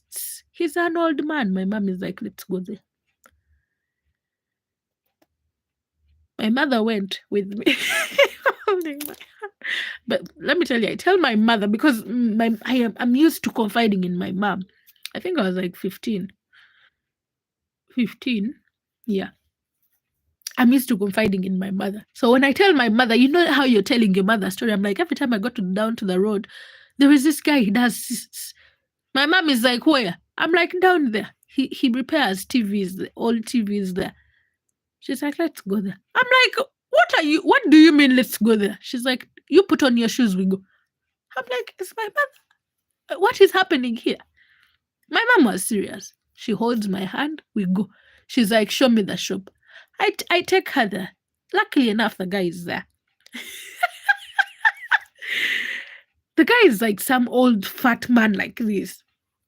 We get there, and then my mother tells the guy, do you know me? The guy says no. He's like, I'm the mother to this girl. Every time I send my girl to the shop, my mother was never at home when she sent me to the shop. My mom is like, every time I send my girl to the shop, you do. Do you know how old this girl is? The guy by this time is already shaking. He's like, I don't know that girl. And he's like, my child does not lie to me. I have a friendship with my child. She tells me everything. She's like, I will arrest you. Even the capital you invested in this business. You will have nothing by the time they lock you up. She was like, I will arrest you. My mom has a saying, I'll arrest you, and they'll and I'll get those keys that they have used to arrest you and I'll throw them in the lake. Trust me. From that day, every time I passed that place, it was always locked.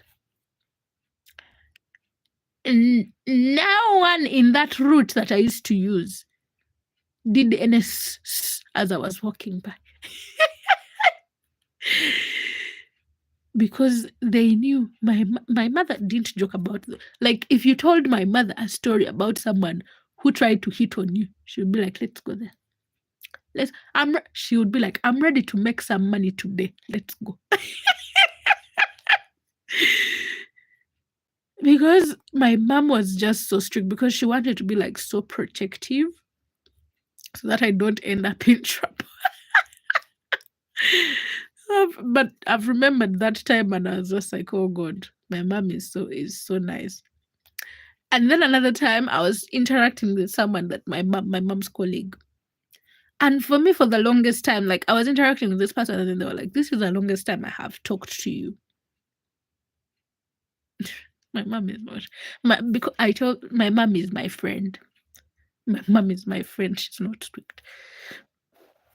So this one time, what story did I? Yeah, I'm interacting with my mom's colleague, like now at university. And then he tells me, this is the first time I have had such a long conversation with you. And I'm like, he says, this is the first time your mother has let me talk to you for this long. And I'm like, what are you talking about? He's like, your mother never lets you hang around us. And in my mind, it had never crossed my mind that my mom is so protective to the point that anytime I had a conversation with these people, she came and pulled me away. But for me, every time she came and she was like, Lorna, come and help me with this, all I would be thinking about, oh, my mom needs help. So I would end the conversation and go away. Unbeknownst to me, my mother was protecting me from talking to these people. This guy was like, this is the first time. I was like, wait a minute. So every time she was actually coming to call me to go and help her with something, yes, she had a valid reason. Yes, she had something for me to help her with.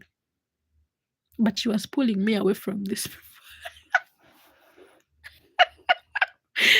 And I was so unaware. Like that day, it opened my eyes. Like I was just like, wow, my mom is like this. So that, as if that was not enough. So this last Christmas, the Christmas that ended, we went out to party with my mom and my brother-in-law, my cousin's man, because my cousin refused to come with us. So we went out to hang out and have a fun time with my mother. So we go because I'm a big girl now. So we go. And I get to some point, I want to pee, but I go to the toilet and there is a long line. And I don't usually like to go to the toilets because in clubs, because you get infections from those toilets. It's renowned in Uganda, you'll get an infection from a club. So I'm like, I'll not go to those toilets. My mom is like, okay, you go like at the back, like we are near the water, we're like near River Nile. So my mom is like, you go at the back and just pee there. But she's like, there are guys there, let me come and escort you. So my mom escorts me at the back and she stands somewhere and she waits for me to pee. And I pee. And after that, I finish and I run because there were guys coming and I ran to where my mother is and I start walking ahead of her. So this guy comes and walks very fast past my mother and he comes next to me. And then he starts saying, hi, how are you doing? He's like, yeah, nice to meet you. What is your name? And all that. And then I'm just like, no, I don't want to talk to you. So me, I walk very fast. Oh, I'm a big girl. Yes, I'm a big girl. I'm 25. What do you expect? But I'm still my mother's girl. I'm my mother's only daughter. So it's understandable. So I walk ahead because me, I'm just like so scared. I walk very fast. And I turn back and my mother is pointing at this guy and he's like, I don't want people who play with my daughter. Do not play with my child. And this guy is like, but she's a big person. she's like, do not play with my child. That was the first time I saw her like confront someone, like even as big as I am right now. Like that was the first time I saw my mom confront someone because they tried to like approach me and I was not comfortable with the situation. I was like, oh my God. This explains what the other guy was saying. Like I didn't know that my mom was so protective. My mom has met my boyfriend, so don't tell me, don't ask me how my mom meets my boyfriends. If I have one, she knows about them. Trust me.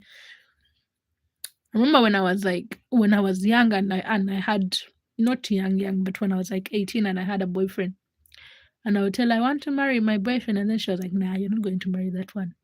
That one will leave you. He'll go. And I used to be like, don't speak like that about my boyfriend. We are going to get married. She was right.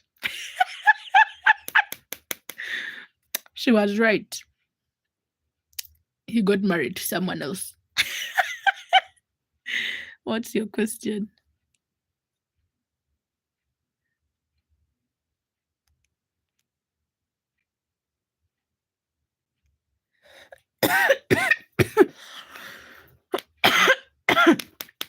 What's your question?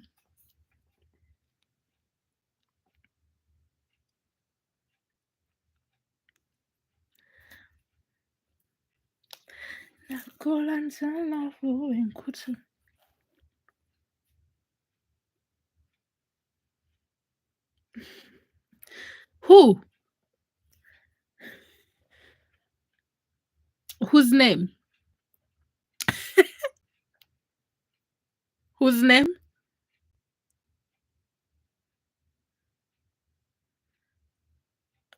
My boyfriend's name. He's just a boyfriend. They only state husbands' names. You wait, when I get a husband, I'll be like, my name is Mrs. Lorna.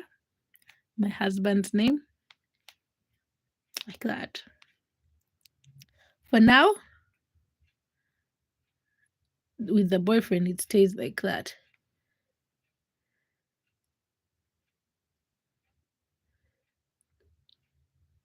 It doesn't matter whether he's current, whether he's annex, whether he's who. If he is not married to me, we don't mention their names. If we're not married, nah. Why? You don't know him. Even if I mentioned his name, you would not know him.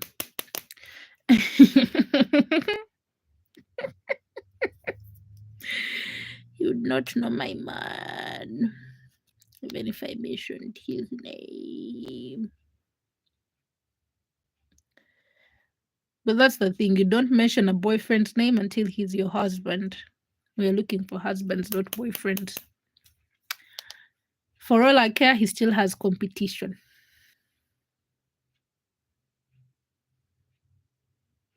If my man is watching this, that's true. But he also knows that. So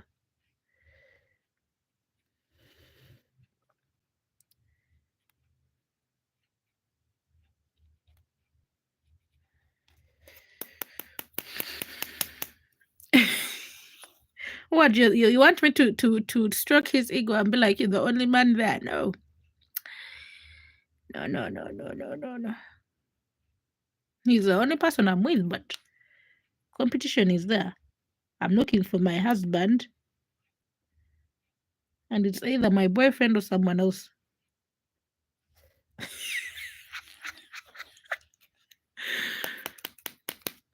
No problem. It is usually the bride price that chases them off.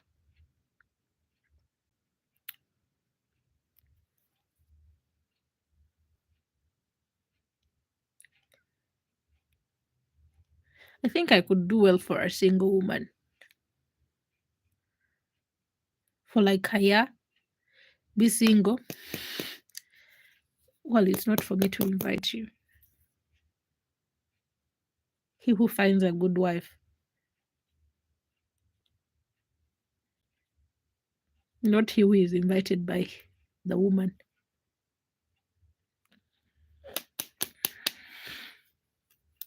Have you watched Ugandan ceremonies?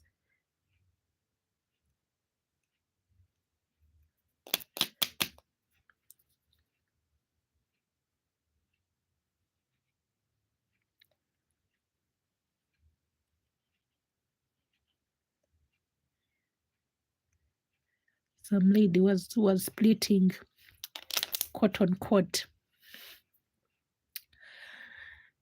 wisdom, telling people you should tell your girls that it is okay for them not to get married. Not everyone is going to have a wedding. I was like, yeah, that is right information for the person she's speaking to, not me. I have to get married in a wedding. Someone was telling me that their wife didn't feel like they were married. They just did a church wedding. They did a court marriage. They didn't do the traditional marriages. And then this person moved with their wife to another country. You go and search what happens on Ugandan weddings. It's the same thing for most tribes. And for, like they're now like, but for me in my mind, I'm just like, probably when this woman envisioned her marriage, because a lot of women, her wedding, a lot of women envision their weddings when they're still young. I think she envisioned like a fancy thing, like how most of the people here get married in a traditional wedding, and then the like the pre-visit, then the traditional wedding, and then the church wedding. And then for her, she just went and they had a church thing, and then they went home and they had a few drinks, they had a celebration with family, and then I think she was just like, I don't feel married.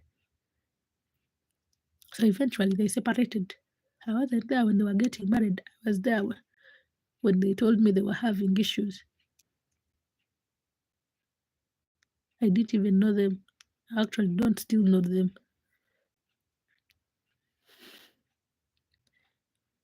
But for me, I still feel the same. I can't do a court wedding because I would feel like I have not fulfilled. But I feel like there are some steps I will miss for my sanity because I love things perfect.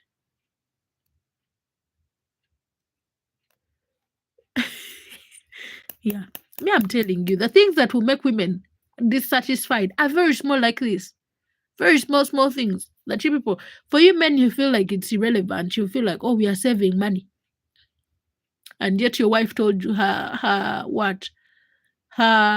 honeymoon destination was she wanted to go to the Maldives, and you think settling for another country or telling her let us go and save money and then buy maybe a plot of land, she will not be happy because for her in her head she had made up her mind that she still wants to go. This woman was educated too, very educated, well, so sustained actually.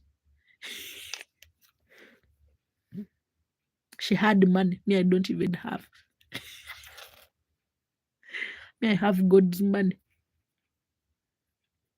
He provides when I need it.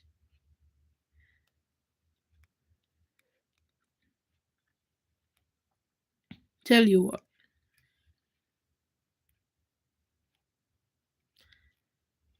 Other people are just looking at us.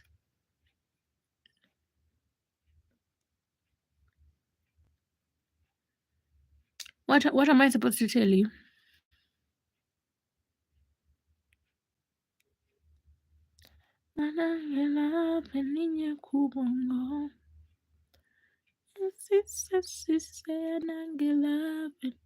Tomorrow I'm planning to sleep until like midday.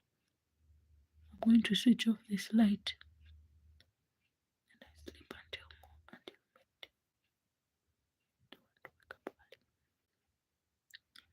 Because it's already late. It's coming to 1 o'clock. One more night.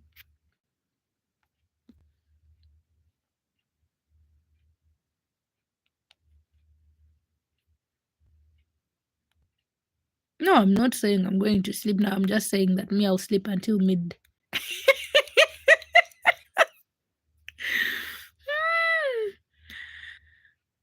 I said small, small things like this that women love. Like for women, it's important. You see, usually men be like, "Oh, I'll not buy her flowers, but I would buy her." Probably she has an old phone. I'm just saying, let me buy her a new phone since and I won't buy her flowers. But then it's flowers. For a woman, it is still flowers. Like you can still buy her the phone and buy her the flowers, and she'll be happier because you bought her the flowers. Like, let me tell you, she'll not even be thinking about the phone as much, but she'll be thinking about those flowers. They'll be like, oh my God. Because it's a small thing that someone doesn't even have to do. Like it's some small thing that a lot of men would ignore because they're like, the flowers are going to they're going to wilt away anyways. And then someone else does it. And that's here there is a thing that happens usually. These boda guys, you know, the motorcyclists, they end up swaying people's wives more than anyone else. Why? Because they have that care. He will like be driving during the day, then he will drop and then he will bring a bottle of soda and he'll be like, I was just thinking about you and then I just thought about buying you this bottle of soda. Trust me, that husband woke up in the morning and he left without even giving his wife a kiss. And then he'll be like, she went and cheated with a man who was even more poorer than who was poor. And then you're like, oh, because it's about attention.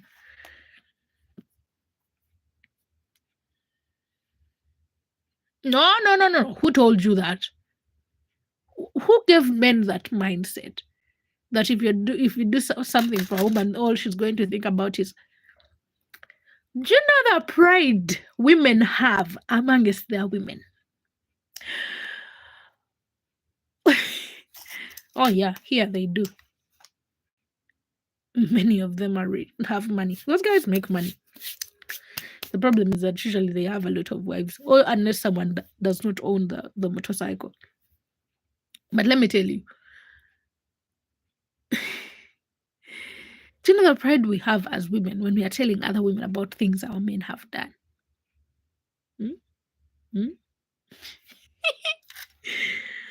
Me, when they bought me flowers, I put them everywhere. I put them everywhere. Everywhere. Yeah. Everywhere. I was so happy. Like, I love chocolates. And I would have been excited if they bought me chocolates. But when they bought me flowers, I was so happy.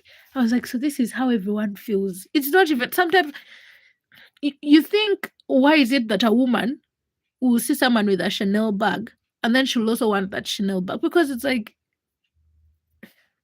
the way you guys love your cars, the way you see a man driving a certain car, you're like, that's the car you want. It's the same way. We see someone with something and then you're like, if I get that, I'll be happy. I'll be happy. Yeah, but the guys can address you about what? Like, for you, you're not my close friend. Like, when I'm usually telling my friends about it, I'm just like, oh my God, and then let me show you something. They got me. It's like some random thing that no one even, it's not so special.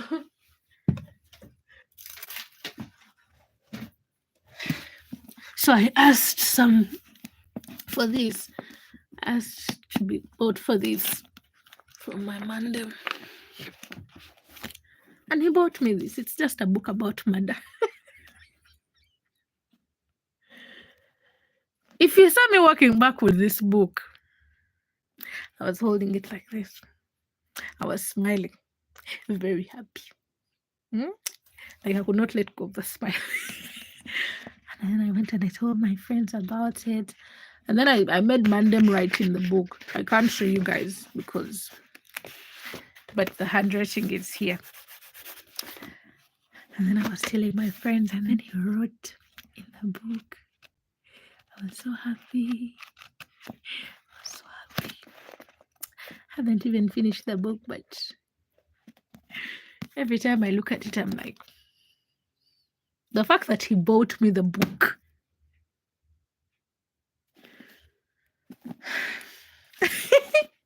enough. It's a book. It's called Chaos. You know, the American drama thing.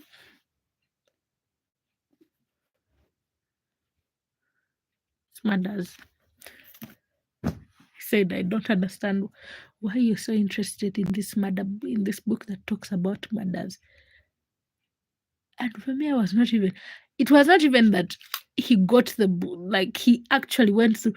It was that he even, like when I told him it was the book that I wanted, even though he knew it was a crazy book and it was about murders, and he should not even buy me a book about murders, he still did bring the book. I didn't complete it. I read it every once in a while. I'm not rushing. It's my book. It's not a library book. It's only people who are taking back books to the library that have to. Because when I'm reading, I write. So I make summaries as I read. And this book is gruesome. It has scary things. I read it and I was shaking. I was even traveling. I was not even home.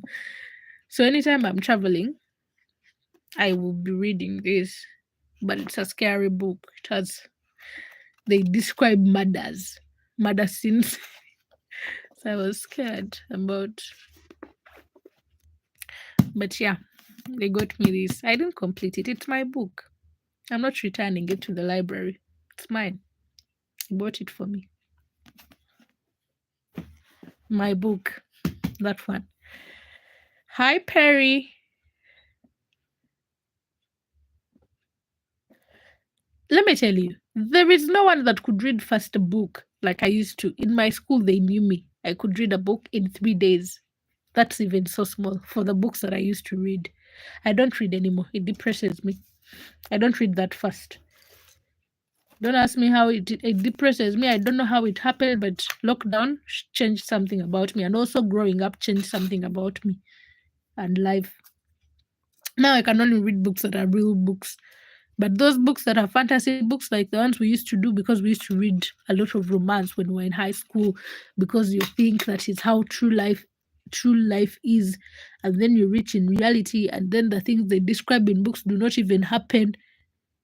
That the intensity, like the books that I read in high school were marriage conspiracy, and I'm like, you do not fall in love with your best friend because you lost your husband in real life.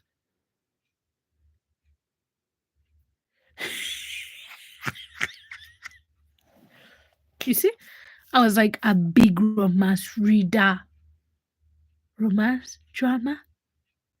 Marriage Conspiracy is still my best book. Like, I really need to reread that book again. Like, I used to read trilogies, series. But now, if I start reading, I'm like, no, this is depressing. No, not anymore. At this point, I'm like, they lied to us. When you read books written by women, that's a problem. They describe lies. Why are you fantasizing? Because women draw things in their minds. They start describing these experiences that do not exist. No one is going to kiss me for 5 minutes, 10 minutes. I know this is TMI, but no one is going to do foreplay for 10 minutes and they're just concentrating on that.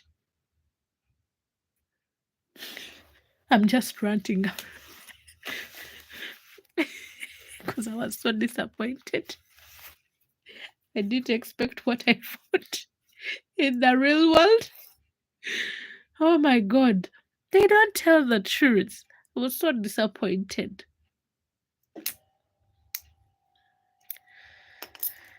We should review the people who write books. Hi, how are you doing?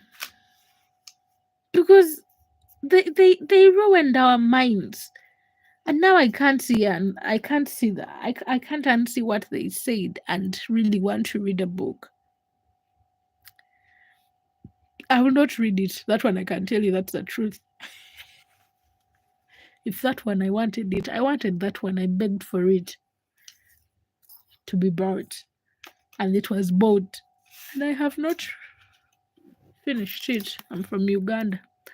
Nafurahi sana yamukayochira kwa mwana gwetonda nyweza eno vibe Water. Let's go. Wanika bendera. Black, yellow, red. Buba bendera. Pave way for the kings and queens. Ebyencha byancha. Nafura, nafura.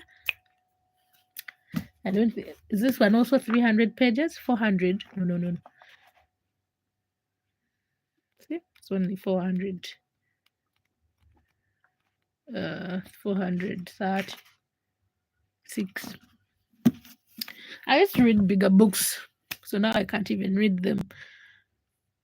If it is about fantasy, I will not read it. If it is about reality, I don't want to know what is really happening in the real world. I don't know what I want. But reading books is not one of them, and I have school, so every time I think about reading a book in my holiday, I am like, that is depressing.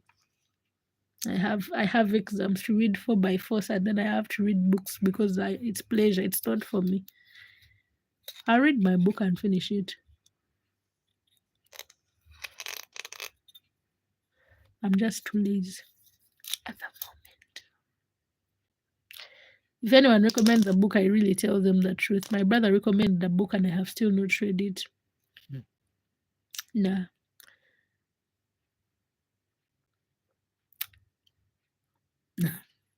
Like there are books that don't impress me anymore nowadays.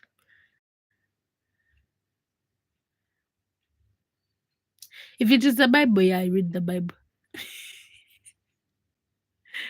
If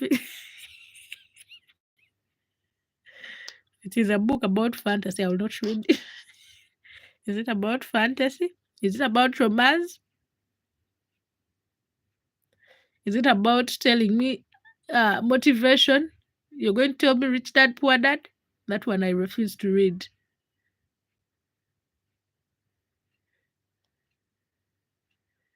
Like, I remember people working with those books. Like, I went to this school after like my first high school, after finishing O level, and I went to another school where I was doing my A level, and then this person walks around with that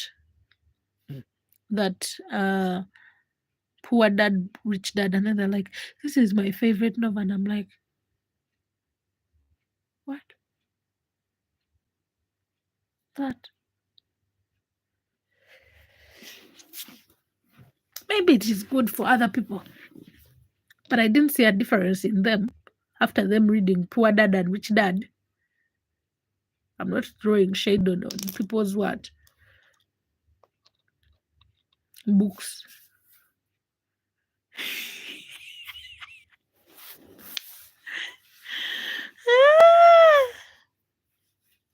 You want me to read a full chapter of a Bible?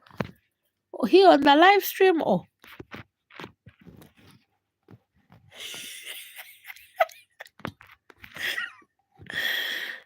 a bit thank you. Hi. Tonight. I'm supposed to remove this, but too lazy. There is nowhere to take it at this point. Let's leave it there. That one will be cleaned in the morning. You have a shelf of books.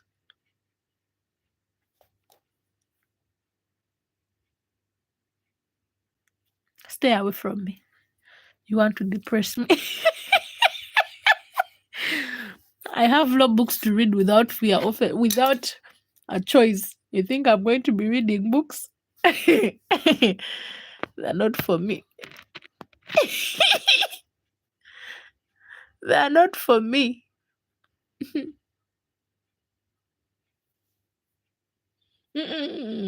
Because law school has ruined my life with that. Hi, how are you doing? Welcome to the live stream. Law school has ruined it for me. It doesn't feel the same.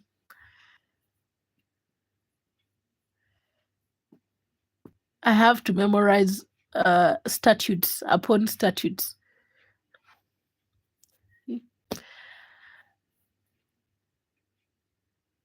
I am forced to read law books that I don't want to read about old laws. Last time I was telling my papa about a case of 1500. I was like, the law is so stressful. Why are you making me read a case of 1500? Those people are probably dead and their bodies no longer even exist. But yeah, so I think I've lost interest. Ever since I joined law school, I don't want to read books unless I need to read them for my help, for my benefit. Tonight, no delay, let's take you high. I'm serious. Like I am honest. Like even when someone suggests a book nowadays, I just tell them I won't read it. Someone suggests a movie, I tell them the truth, I won't watch it. Honestly, like I need to be honest with people, because if I tell you I'm going to read it, and then my brother, he was like, there is this book that we read at school, over Diary of a Wimpy Child, and he was asking me, you have never read that book? I was like, I've never read it.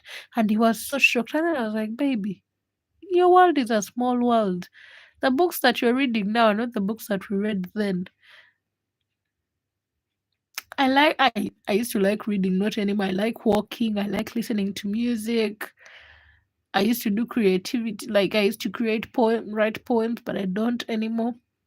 I used to like composing songs, I don't anymore. I've lost morale for most of the things. Listening to music and walking, those are my hobbies.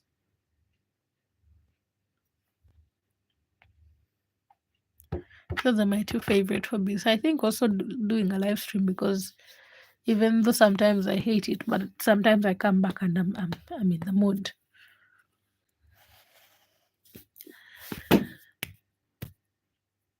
You people are a great deal to you, a lot of work. People on YouTube are a lot of work to deal with.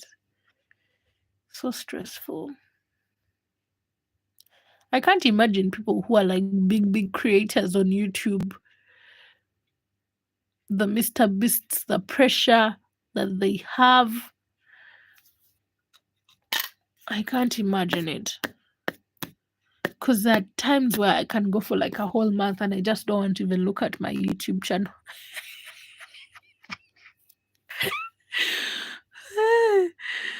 and then every time someone comes and they're like, has your YouTube channel been monetized?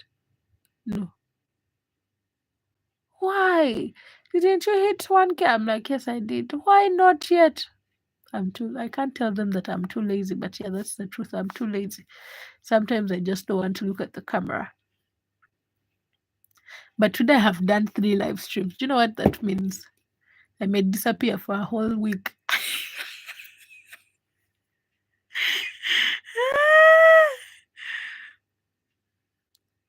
Hmm?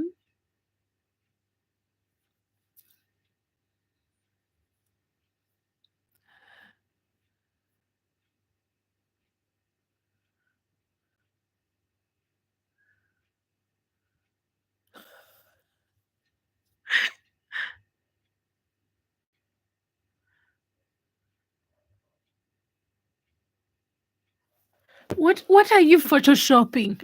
Yourself in places? Are you photoshopping yourself to places?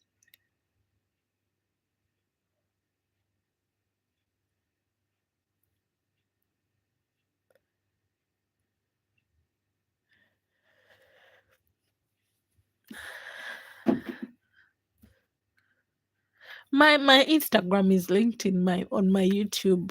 It's like my Instagram and my LinkedIn is like professional, it's for school.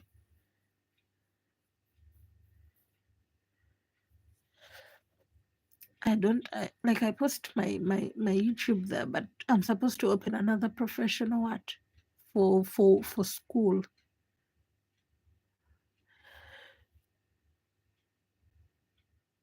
But my Instagram is in my bio. So if you check for it, you can find it.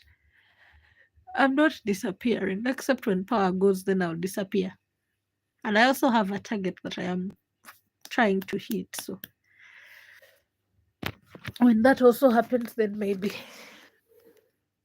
Now the phone is also bailing on me. Tonight, don't delay.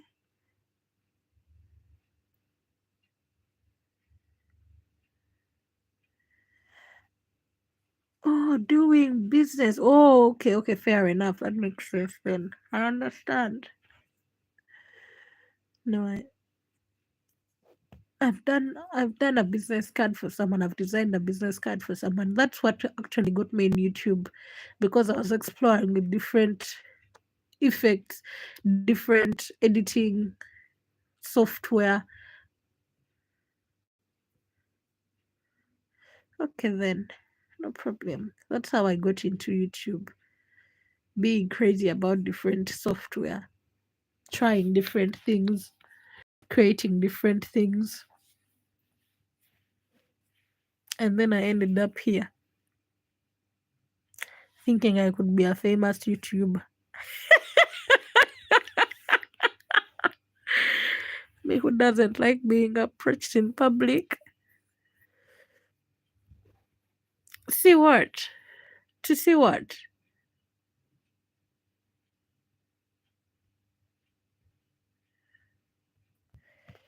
You'd like to see what? The way I'm seated in this house, what's the problem of me owning my house? Do you know how to? No, I don't. I only know basic editing skills where I can edit a few things, use Canva. I've never used Photoshop. I mostly use Canva, Rush, Adobe Rush.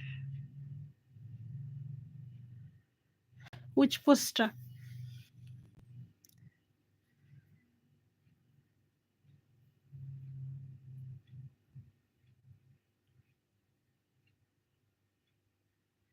For my YouTube? Oh,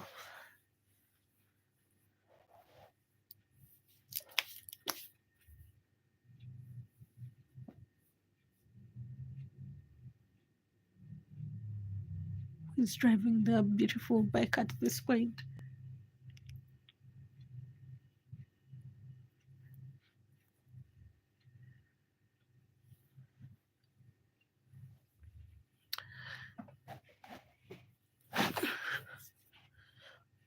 The business card, I was making it for my friends. I did it for free and I was experimenting, so nothing fancy. They had something they were doing, they had a business they were advertising, and they had to give out business cards. So I just did one for them and they went and printed it out to give out to hand out to people. Nothing fancy. But that was like back then, that was like 2020, yeah. I don't do those things anymore. Someone was telling me they wanted to pay me. They wanted to pay me. I'm not sure. They said something, and then I told them they should pay me more. But they were offering to pay me money to edit. Someone wanted to open for their girlfriend a YouTube channel, and he wanted to offer me money to do editing. And then I told him I already struggle to do my editing, and you think I'm going to edit for you? He was paying me little money. I told him, pay me $100 every month and I'll edit 4 videos every month. But he was like, I pay you. He said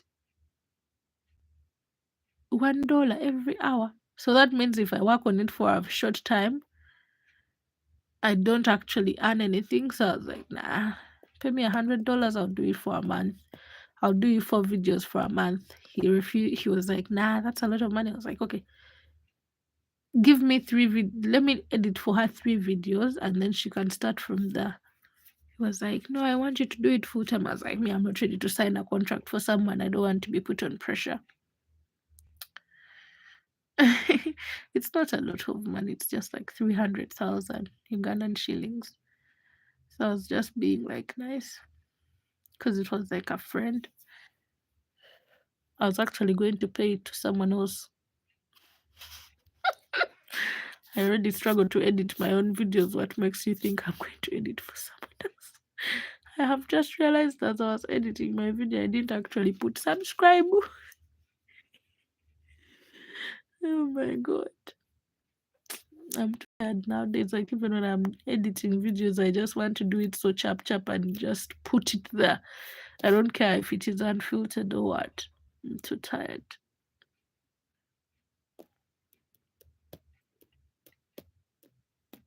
Let the kids take you high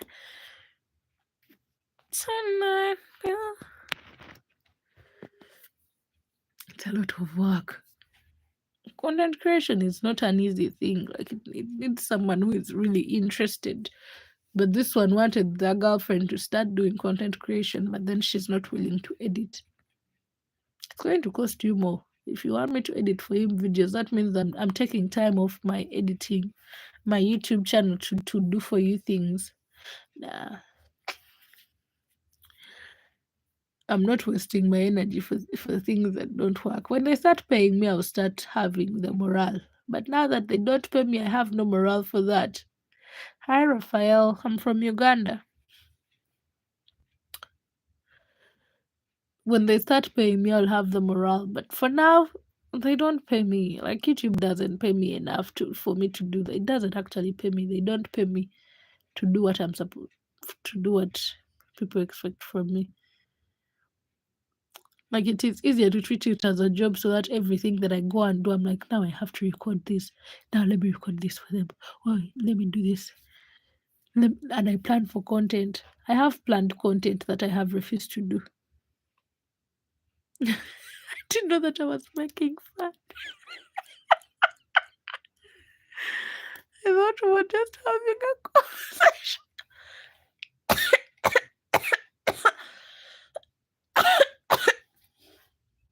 Don't worry, next time when I come, I'm going to come with clown makeup.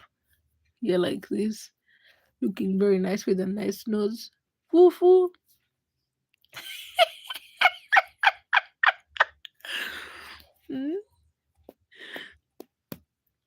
Well, that's nice of you to say. Content creation is not for the weak-hearted.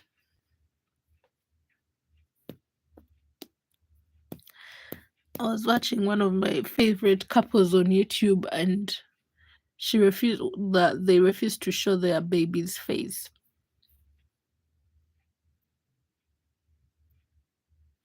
Nah, this one just wanted to use me. So if you know, they also say it about Ugandan businesses here. Like, someone comes and then you're like, oh, since I know this person, let me give them like a fair price. So you tell them, okay, give me this amount of money and I'll do it for this long. And because you're just being fair, you're not earning a lot from the job, but you're just like, let me be lenient. And this person, when they go to them and they ask them how much that thing cost you, they actually tell the next client, how much they were charged. They do not tell the person the actual price that this person asked for. So that's bad for business, because you're not going to tell me that if another client asks you, if I did it cheaper for you and I'm doing it for your sake, and another person comes to ask you, you tell them the same price. It's not good for business. So me, I tell you, I'm like, the person did for me at this price, but this is the original price. They only did it because they know me, or because I did something for them in order for them to return this favor for me, not because that's the general price.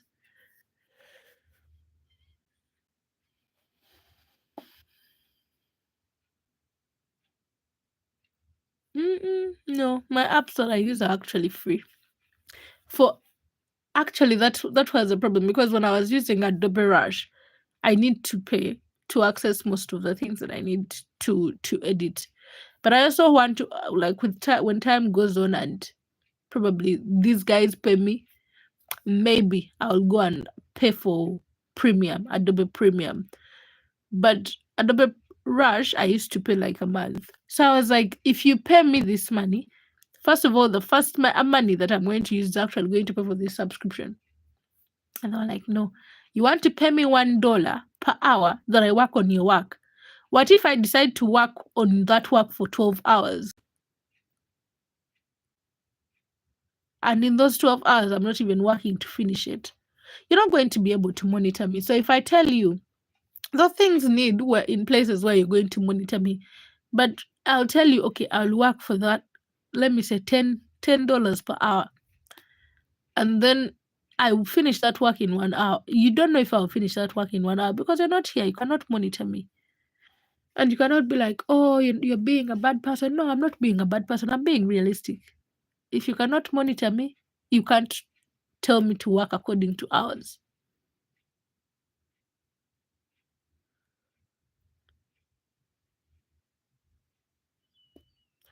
So I was then I was like, I actually offered to teach the girl the apps that I use, and then he was like, no, I want you to. I was like, nah.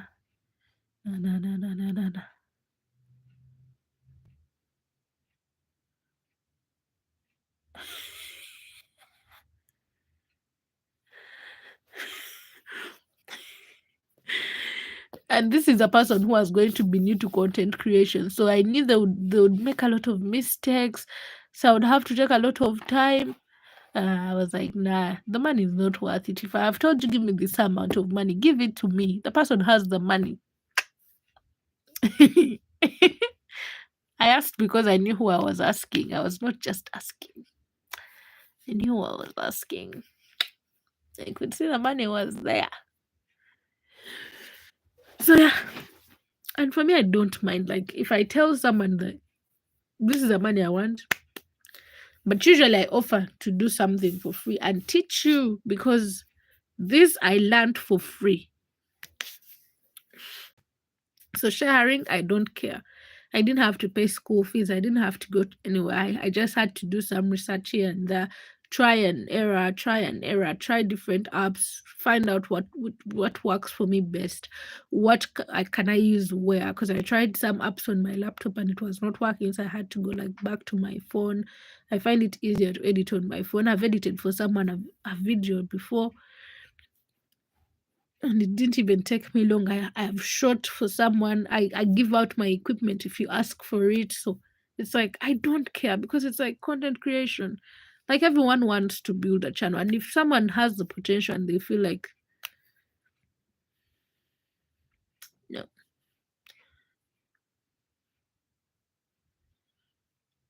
me no, I'm not tolerant. Like little money will not cause.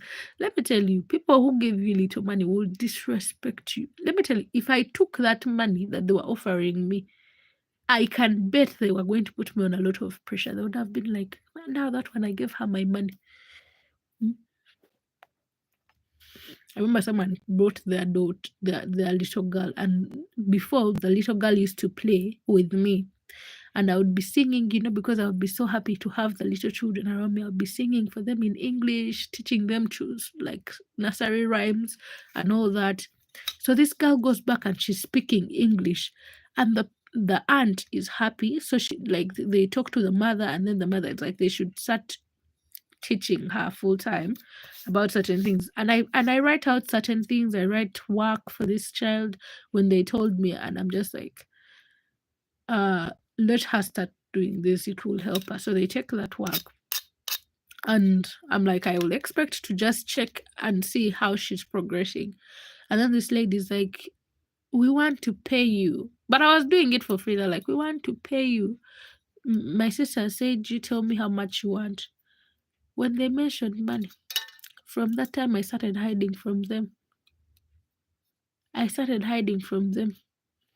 was like, me, I don't take people's money.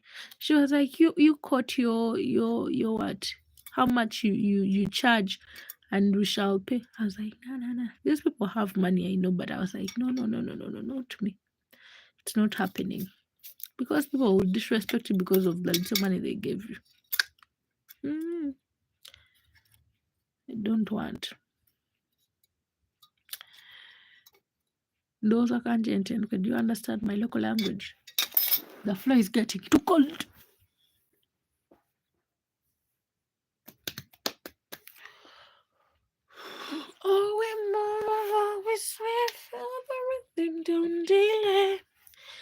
Let the beats take you high.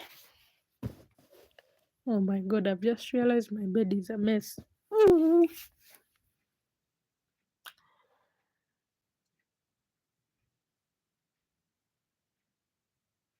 Let me just put it back in this basket. I'll figure out how to sort it tomorrow.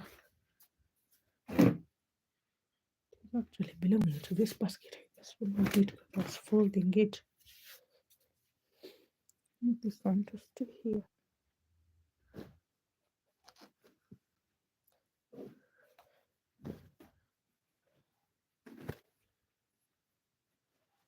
That one is supposed to go there.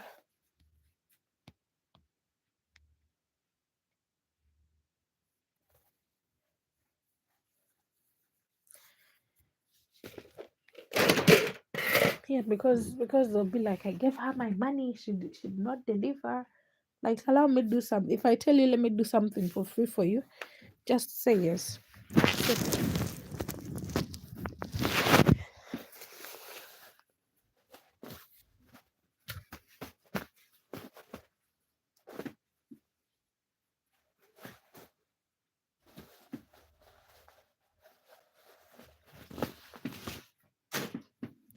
Hopefully, I'll not put that thing in the wash alongside those things.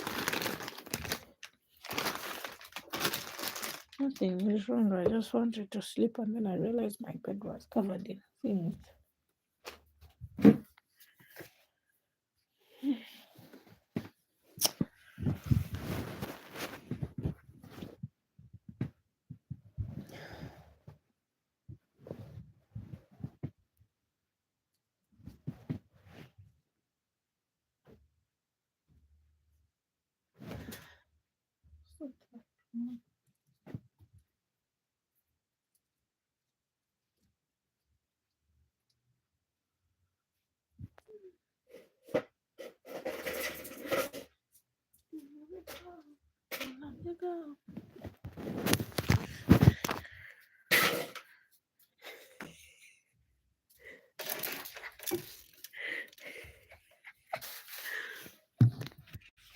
No, I'm done. I've cleared my bed.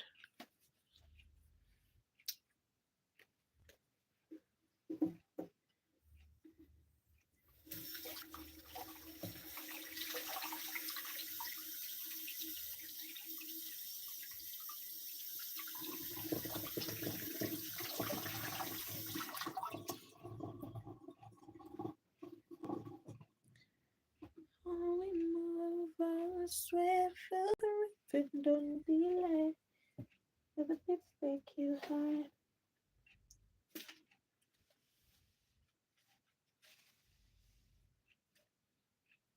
One needs somebody to lean on. Yeah, oh, yeah, oh. There was only one.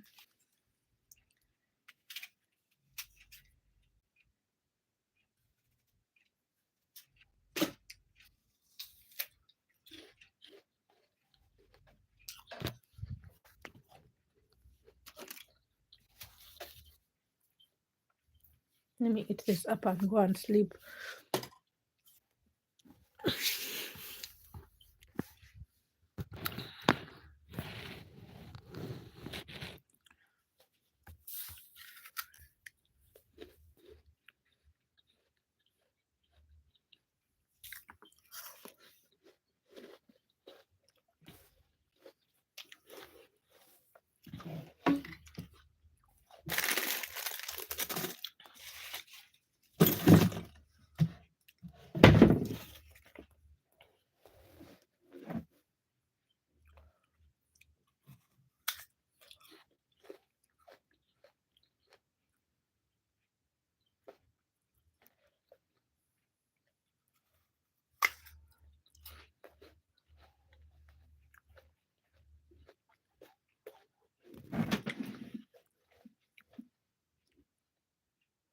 I don't. I'm a full-time student. I study from 8 a.m. to 6 p.m.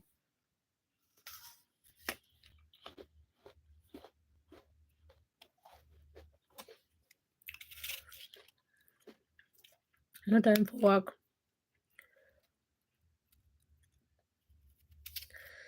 want to go mad, mix law school with work.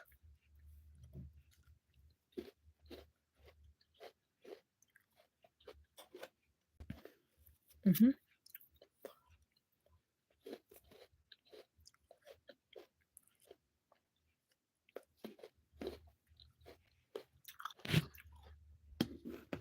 You can't be in law school and have time to work unless you want to go mad. What? What is the last name?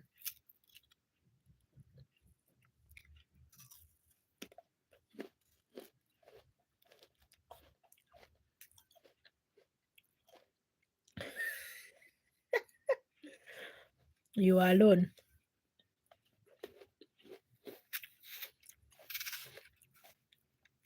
In this situation, you are alone.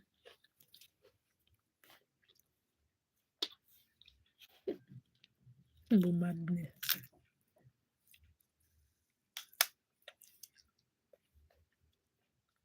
Not me.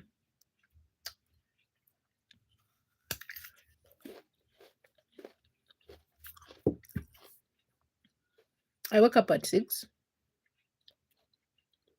Get ready. I have to be at school by 8. I have to be in class 8 a.m. I study the whole day up to 6 p.m. Sometimes they push until like 6 or 7 in the evening.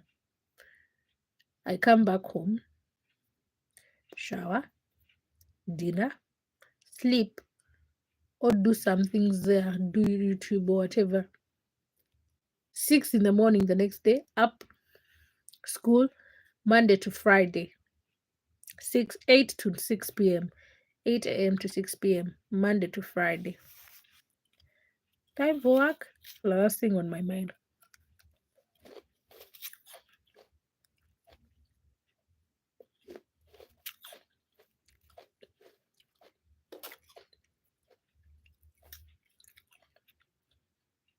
We have people who do work, but at the end of the day, you risk getting a retake, which they usually do.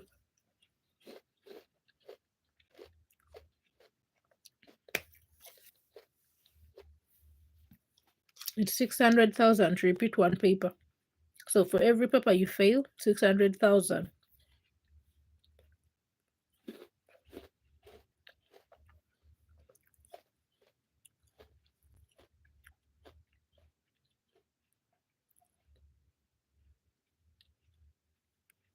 That is 1.68 $168 for a paper. So there is no I'm coming back to tell my parents that they provide everything and I failed.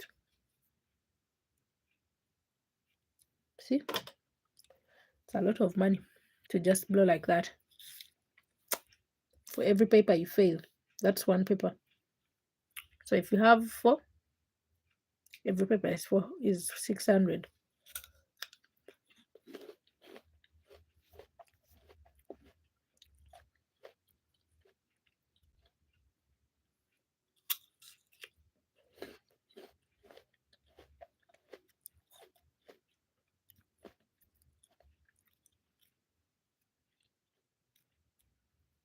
Huh? What is that?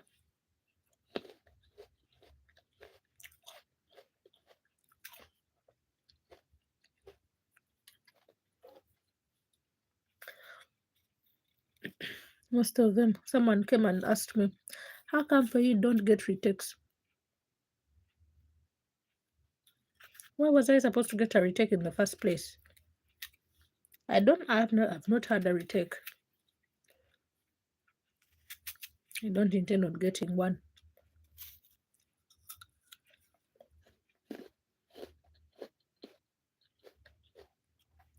Red apples are my favorite.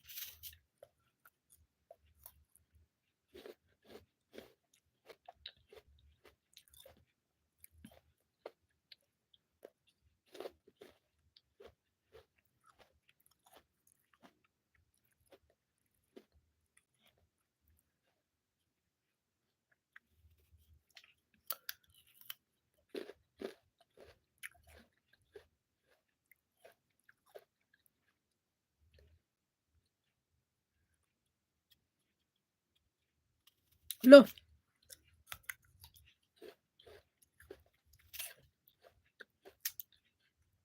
to be a lawyer one day, which I don't intend on doing, but yeah, law school.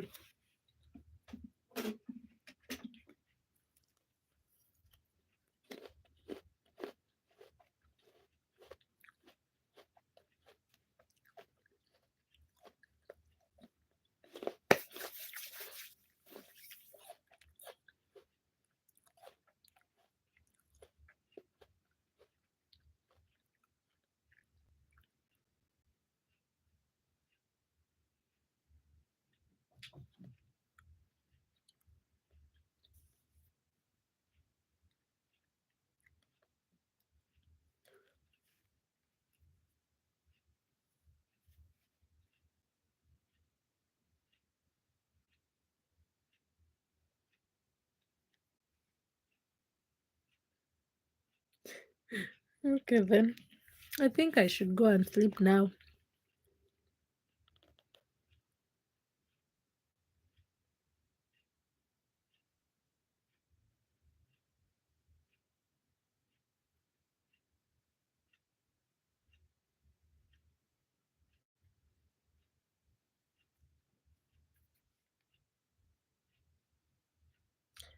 Say good night.